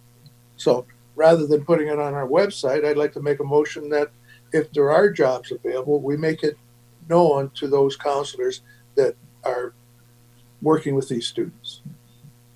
You say jobs, you mean volunteer opportunities? Volunteer opportunities, yes. Did you want to comment, Councillor Lococo, before I go back to Councillor Dabrowski? Yes, thanks, Mr. Mayor. I was just wondering what Councillor Campbell just said. It's not that they're coming to me to look for jobs, and it's not that I have jobs to point them in the direction. They're just expressing the challenges that they're having and would like some guidance about how they could find hours, and the easiest way, rather than maybe all 9 of us talking with individual parents, maybe it would be a central place where they could go to look for hours, or if anybody has ideas about how people could volunteer to get those hours. I'm not sure if all 9 of us going out there and trying to assist different people would be the best use of our time. Our CAO might have an answer for us, Mr. Todd. Well, not an answer, Mr. Mayor, but a suggestion. With all due respect, having us trying to provide hours is as difficult as anybody else, just because we're in the same COVID restrictions as everybody else. You know, one suggestion may be that perhaps through the Ministry of Education, they should be looking at restructuring their volunteer hours due to COVID. Basically do a reduction because there hasn't been the opportunity. So perhaps that's the way to tackle this, is just have the ministry reduce that requirement for students so that they can reduce the number of volunteer hours that they have to get. And perhaps this council could do a motion to that effect, Mr. Mayor, if they so desired. Actually a good idea. It is a good idea. Yeah. Councillor Lococo, I don't know if you'd maybe want to make a motion to that effect, that we reach out to the Ministry of Education and suggest that they remove that requirement for students to have their volunteer hours until COVID's over.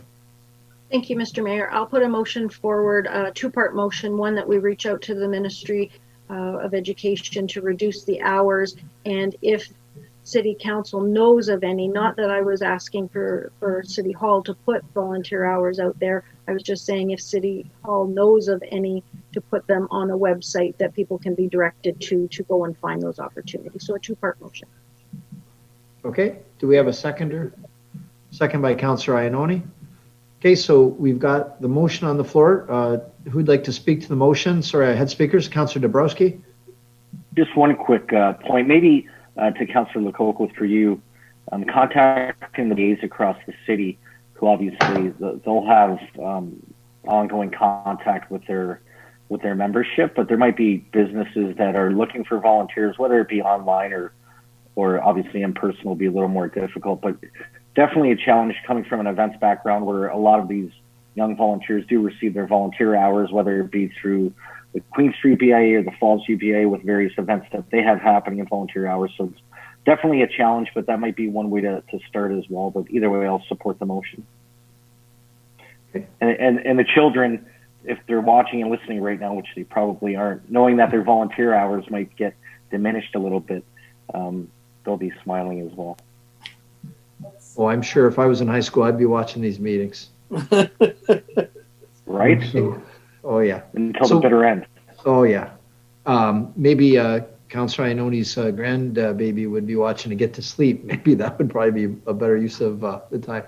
So we've got a motion by Councillor Lococo, seconded by Councillor Campbell, that we both send a correspondence to the Ministry of Education asking for them to consider reducing or eliminating the requirement for volunteer hours right now during COVID. And secondly, that any volunteer opportunities that were available, that we post it or share it. Or what was that? I don't know how you ended the last part of the second motion. Post, share, it doesn't matter. Whatever we can do to assist. Okay, so we could reach out to the schools as Councillor Campbell recommends, and to the guidance counselors who are the ones doing the placements. Okay, so that's the motion that's been seconded. We'll call the vote. All those in favor? Okay, that's great. Unanimous. Thank you for that. Anything else, Councillor Lococo? Yes, I just had a couple more items. In 2018, the city of Niagara Falls declared the city a bee city. I know that we've renewed our agreement for 2021. The reason that cities are doing this is because it's getting harder and harder for bees to find food and to pollinate our flowers and fruits. It's proven if you leave your dandelions for the bees, it helps them with providing food for them, and it keeps them alive and then allows them to pollinate. I did speak with our Director of Municipal Works, Mr. Nickel, and he's told me that we do not use pesticides on any of our dandelions, that we will be cutting them down, and the reason why we have to cut them down is if we let them grow, the grass gets too unorderly and then it's hard to get the equipment in there, and then there's tick issues. But I do want to encourage other people out there in their small lots or whatever, if it's something that you would consider about keeping the dandelions for a little bit longer than maybe you would have, it gives the bees an opportunity for pollination.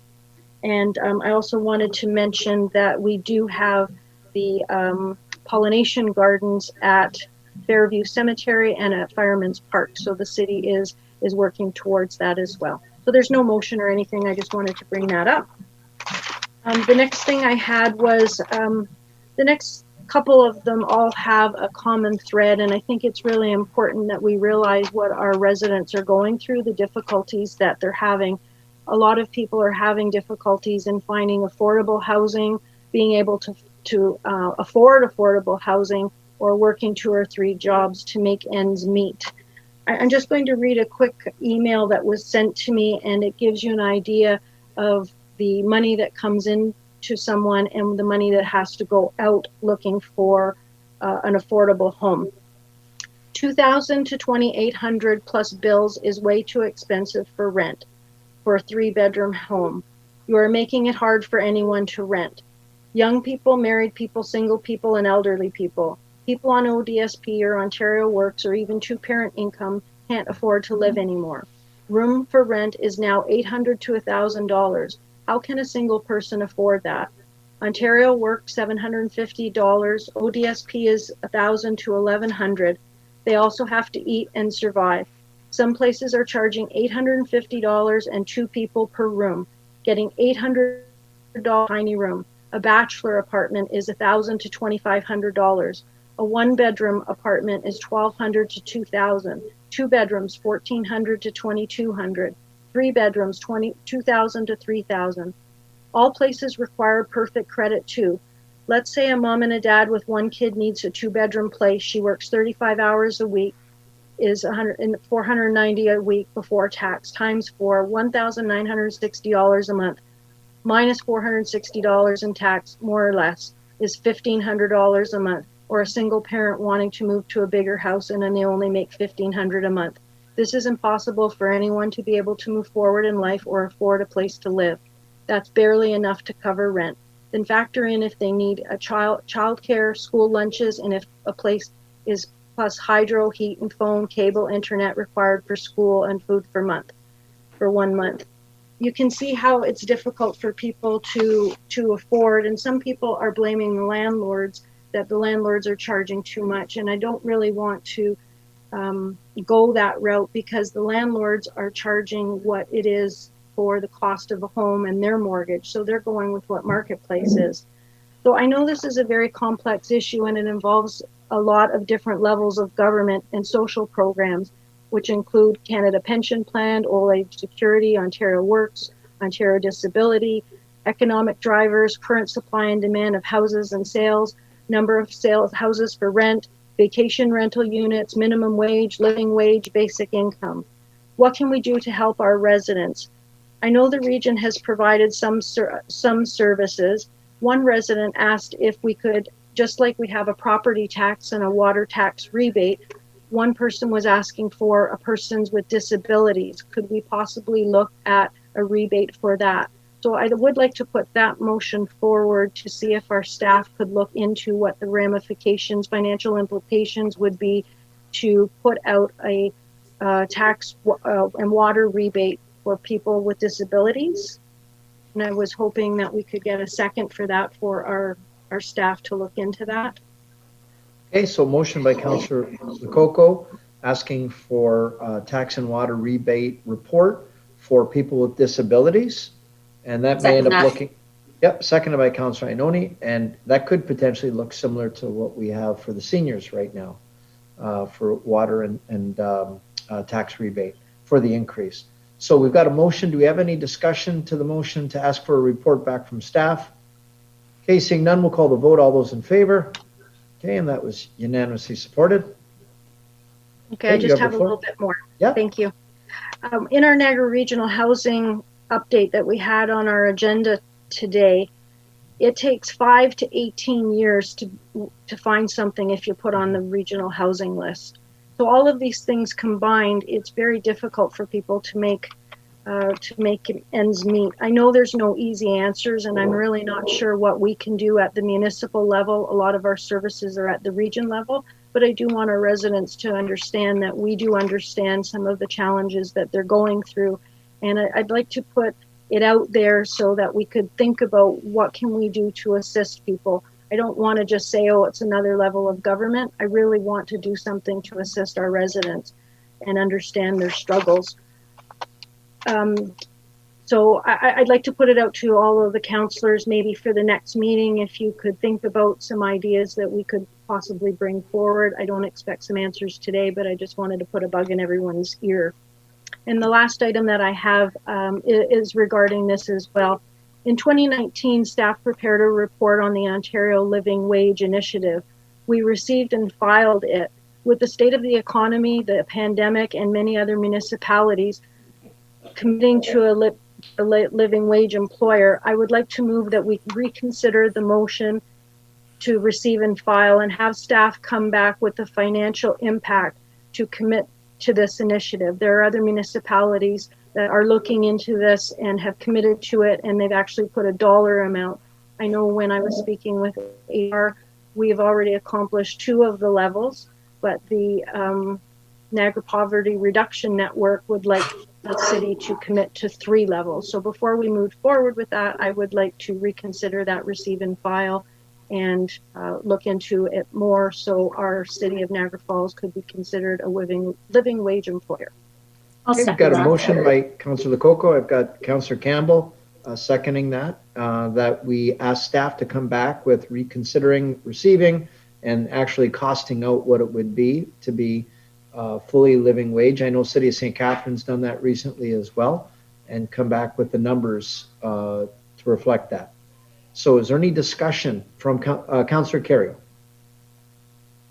Thank you, Your Worship. I'll support the motion, but I think that the staff has a lot of work to do on this. Not only what it would take to have a living wage, but I think that they'd have to go into the commercial sector of our municipality and also find out the ability to pay.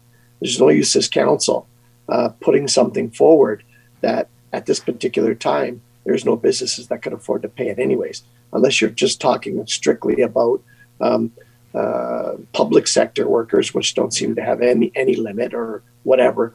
But I think that the work that the staff needs to do would also be to look into the ability of our industries, all industry, to be able to pay more money than they're paying now.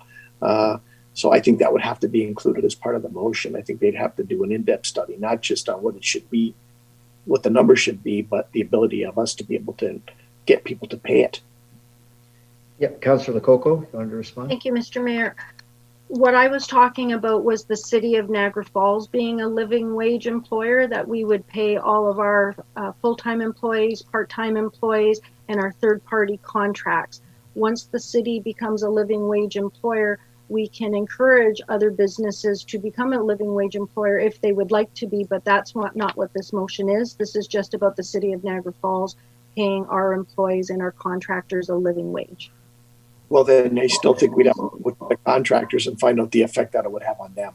Yes, and that's what HR would do, and that's what the city of St. Catharines just did. If I remember correctly, it was $550,000 or $580,000 over the course of a few years to get them to that level. So that's why, in speaking with our HR director, he wanted to speak to them to find out how did they come up with that number, how many contractors did they reach to find that information out. Yeah, and you know that ultimately there's only one person that pays for this, is the taxpayers of the city, because whatever that is, the contractors or whoever are doing the work for the city don't pay for it. They pass it on to the contracts that they get, and the city would ultimately pay for it. But I'm okay with it. Okay, so and it's just a report, right? We're just looking to get a report. So no, fair comment and fair motion. Is there any other discussion to the motion? Okay, seeing none, we'll call the vote. All those in favor? Okay, and that was supported unanimously as well. Any other ones, Councillor Lococo? No, that's it. I'm done for the evening. Okay. Thank you. Okay, thank you. Councillor Pietrangelo, then Carrio, and then Yeah, thanks, Your Worship. And I have a couple items as well. The first is I wanted to make the motion to ask staff to bring back a report that would outline options that council could consider that would focus on ways that we could do some team building, Your Worship, to improve cohesion and distancing. There's obviously been some changes, Your Worship, in how we interact. And in terms of moving forward, I really think that we need to look at where we are and where we're headed. And now is as good a time as any. I know in the past that council has usually done these at the beginning of the term, but given the landscape, Your Worship, I really don't think it's a bad idea. So I think if we allow staff to write a report, then council can at least consider some options and then decide how we want to move forward. So that would be my motion, Your Worship. Okay, I think it's fair. I got Councillor Carrio. Are you seconding that, Councillor Carrio? Yes, and I probably would like to make a comment too, Your Worship. Okay. I second the motion. I think it's a good idea. I remember the different presentations that we've had in the past. They included, governance, code of conduct, conflicts, all kinds of different things. It wouldn't be a bad time to have one, Your Worship. They were very useful to us, and I think it did help, and it did make the things go better. So I'll second the motion. Okay, thank you for that. I've got Councillor Iannoni and Strange. Thank you. Can you clarify that, Councillor Pietrangelo? Because I'm pretty sure that Councillor Lococo asked us to do this. She called it sensitivity training or I think it was right after the newspaper article, that we needed to have some sort of mediation or sensitivity training or be able to sit down and hash things out. Is that what you're talking about? I think I'm asking staff simply to come back with a report that would give council some options, and then council can discuss those options and make a decision to move forward if they so wish. I'll support that. I supported it when Councillor Lococo asked for it. Okay, Councillor Strange. I was just going to support the motion. Okay. Is there any other discussion to the motion? Well, I think it's a good idea. You know, COVID's been difficult on everyone, and it hasn't always brought out the best in people. I hear this time and time again. People are, what's wrong with people? What's going on with society? Everybody's barking at each other. Everybody's gotten so, and it's tough because it's this continuous stress, this continuous anxiety. And some of the, can't tell you, some of the mental health stories that I've heard have been so saddening. I mean, I have parents tell me about the struggles their kids are going through. It's been hard. It's been very, very difficult for everybody. So if there's ever a time, I mean, we're kind of hopefully coming through a reset, coming out of this COVID. It's been a year. It's not been an easy year, I'll tell you that. So, and I can tell you, I reached out, I stay in touch with lots of mayors all over, and Mayor Krantz in Milton, he's the longest serving mayor in Canada. And I asked him, I said, you've been through a lot. You've been over 40 years. Like, how does this compare to some of the other challenges? And he said, nothing even remotely compares to COVID, not even close. So there's someone who's been mayor for 40 years. So anyway, I think it's a good motion, Councillor. So you've heard the motions. It's seconded by Councillor Carrio. We'll call the vote. All those in favor? Okay, and that's unanimous. Thank you for that. Yep. Another item, Your Worship. Yeah. So I know at last meeting, Fernwood Park was brought up and the possibility of an ice rink out there.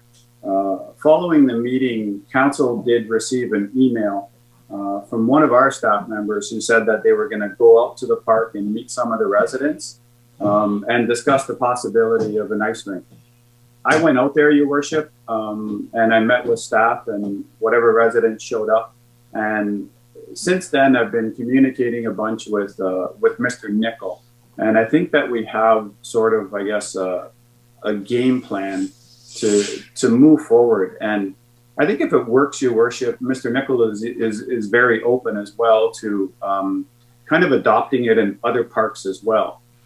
So step one, Your Worship, would be to have city staff go out in the springtime and test the soil, because testing the soil is important to make sure that it will retain water.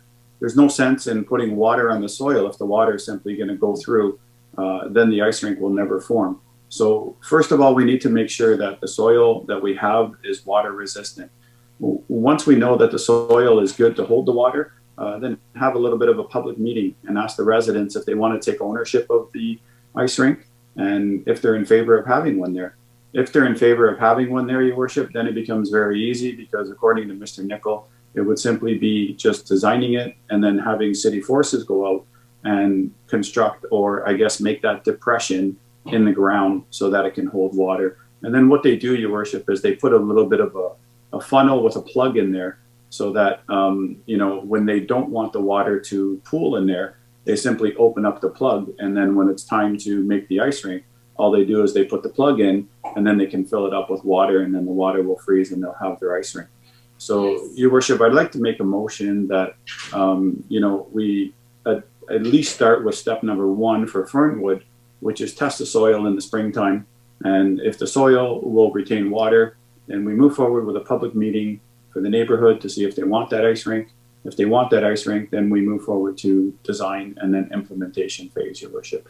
And I would open it up as well to people in other parks who really want some type of outdoor amenity like an ice rink, to contact either yourself or really any council member, to see if we can start the process in their park as well. So that would be my motion, Your Worship.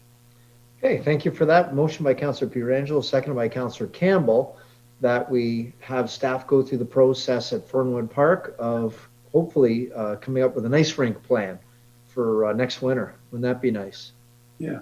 So sounds good. And you're right. With so much sandy loam in Niagara Falls, you got to get the right soil conditions, or It's basically sand, and it won't hold the water.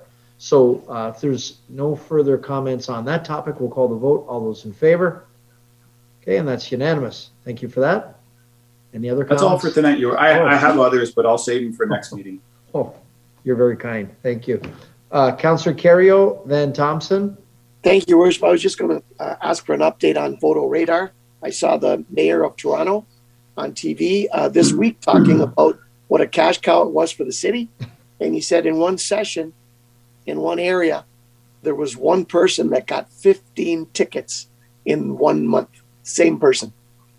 So it's just a huge money maker. We're looking for revenue generating things that do, this does two things: would slow people down in areas where we were fighting before with things that people don't even want, like speed bumps and all those types of things. I think this would stop speeders quickly or give us money to put speed bumps everywhere. Yep. So I just want to. And the nice thing is we've got that motion at the region where it's a 50-50 share after expenses as these cameras come rolling out. So I don't know if Mr. Nichols got an update on where they're at with that. Yeah, through you, Mr. Mayor. I know the region's main push at this point is to look at red light cameras at a few of the high collision intersections. And then I'll follow up with the second phase of their Vision Zero program, which is automated speed enforcement, the speed cameras. So what I'd be happy to do is follow up with them and see if I can have them provide a report that I can bring back to this council, so you have an idea of some timelines when they'll be implemented and where they're coming in the region and specifically in Niagara Falls.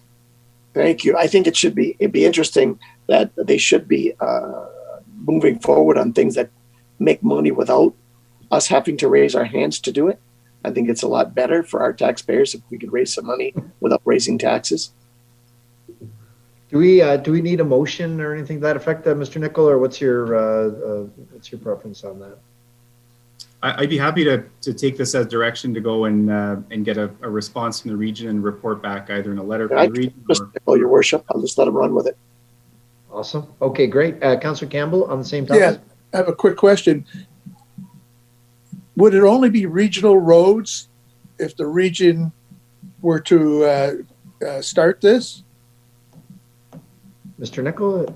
Yeah, through you, Mr. Mayor. I believe it's the intention of the region to start on regional roads. They want to pilot this and walk before they run. But I don't think that there's any limit to keeping it on regional roads if it's successful and the local municipalities can entertain it on our municipal roads. Just like a police officer enforces speeds on our municipal roads, this would have the same effect. So I'll find more information out and have the region address that question too. Thank you. That's great. Thank you for that. Okay. Anything else, Councillor Carrio? Well, thank you, Your Worship. Okay, great. Councillor Thompson. I have people asking me all the time about the vaccine for the virus. Is the city involved with the location, the convention center, whatever? Can you give us a little update? Yeah, I'm going to ask our CAO if he would jump in and the chief, fire chief. You guys can give us an update on the city's participation in the vaccine plan. Yeah, yes, Mr. Mayor. To the councilor's question, yes, the city, through the chief and through our EOC group, we've been very active in working with the region on vaccine locations. There are going to be locations in Niagara Falls. There's going to be press releases coming out on it very soon. Details are just being finalized, but we can assure you that the residents of Niagara Falls will certainly have a very well-functioning vaccine site within our city. Chief, did you want to add anything to that? Oh, I think, the convention center was a great location, so I would make sure that that's available. Yep, and just on that point. Yes, on that point, Councillor Pietrangelo. Yeah, just on that point, Your Worship. I mean, I have heard a rumor. I don't know what's true, what's not, but has the site been picked yet? In Niagara Falls, you mean? Yes. Yes. Chief, I'll let the chief maybe, he's the best guy to weigh in on it. He knows a lot more than I do. To the council. So about a month and a half ago, we had to submit sites to public health for them to make a decision on whether they were adequate for the vaccine site.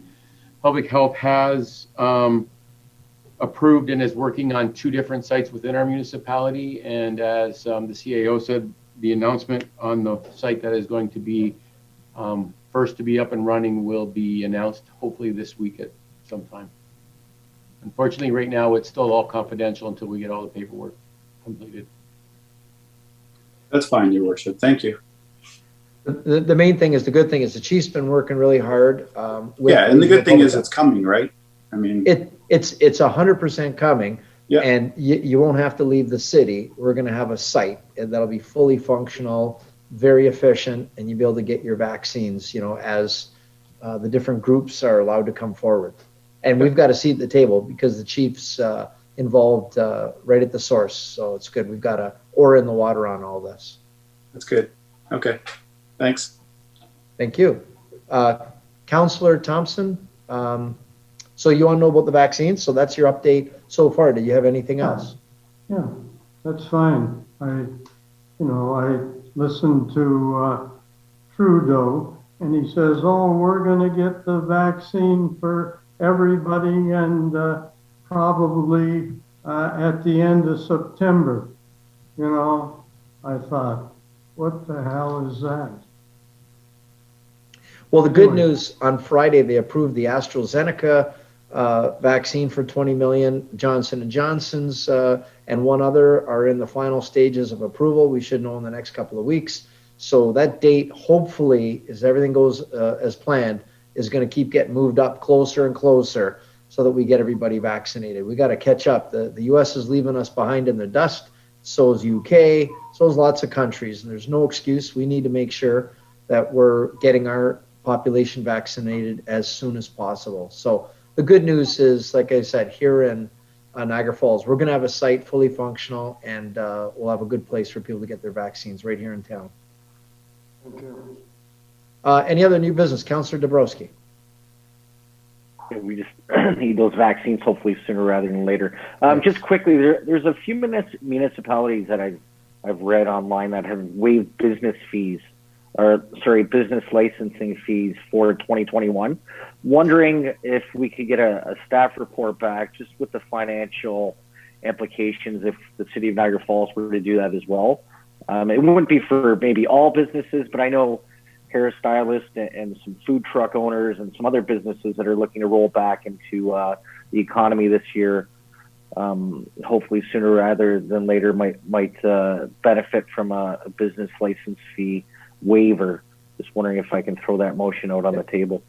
So motion by Councillor Dabrowski that we ask staff to come back with a business license waiver report and financial implications, and seconded by Councillor Strange. Is there any discussion to that motion? Okay, we'll call the vote. All those in favor? Okay, and that's approved unanimously. Thank you for that. That's all I have. Any other new business? Motion for adjournment. Councillor Pietrangelo, second by Councillor Strange. All those in favor? Okay, thanks, folks. Was up first. Okay. Who's on second? Yeah. Have a good week, folks.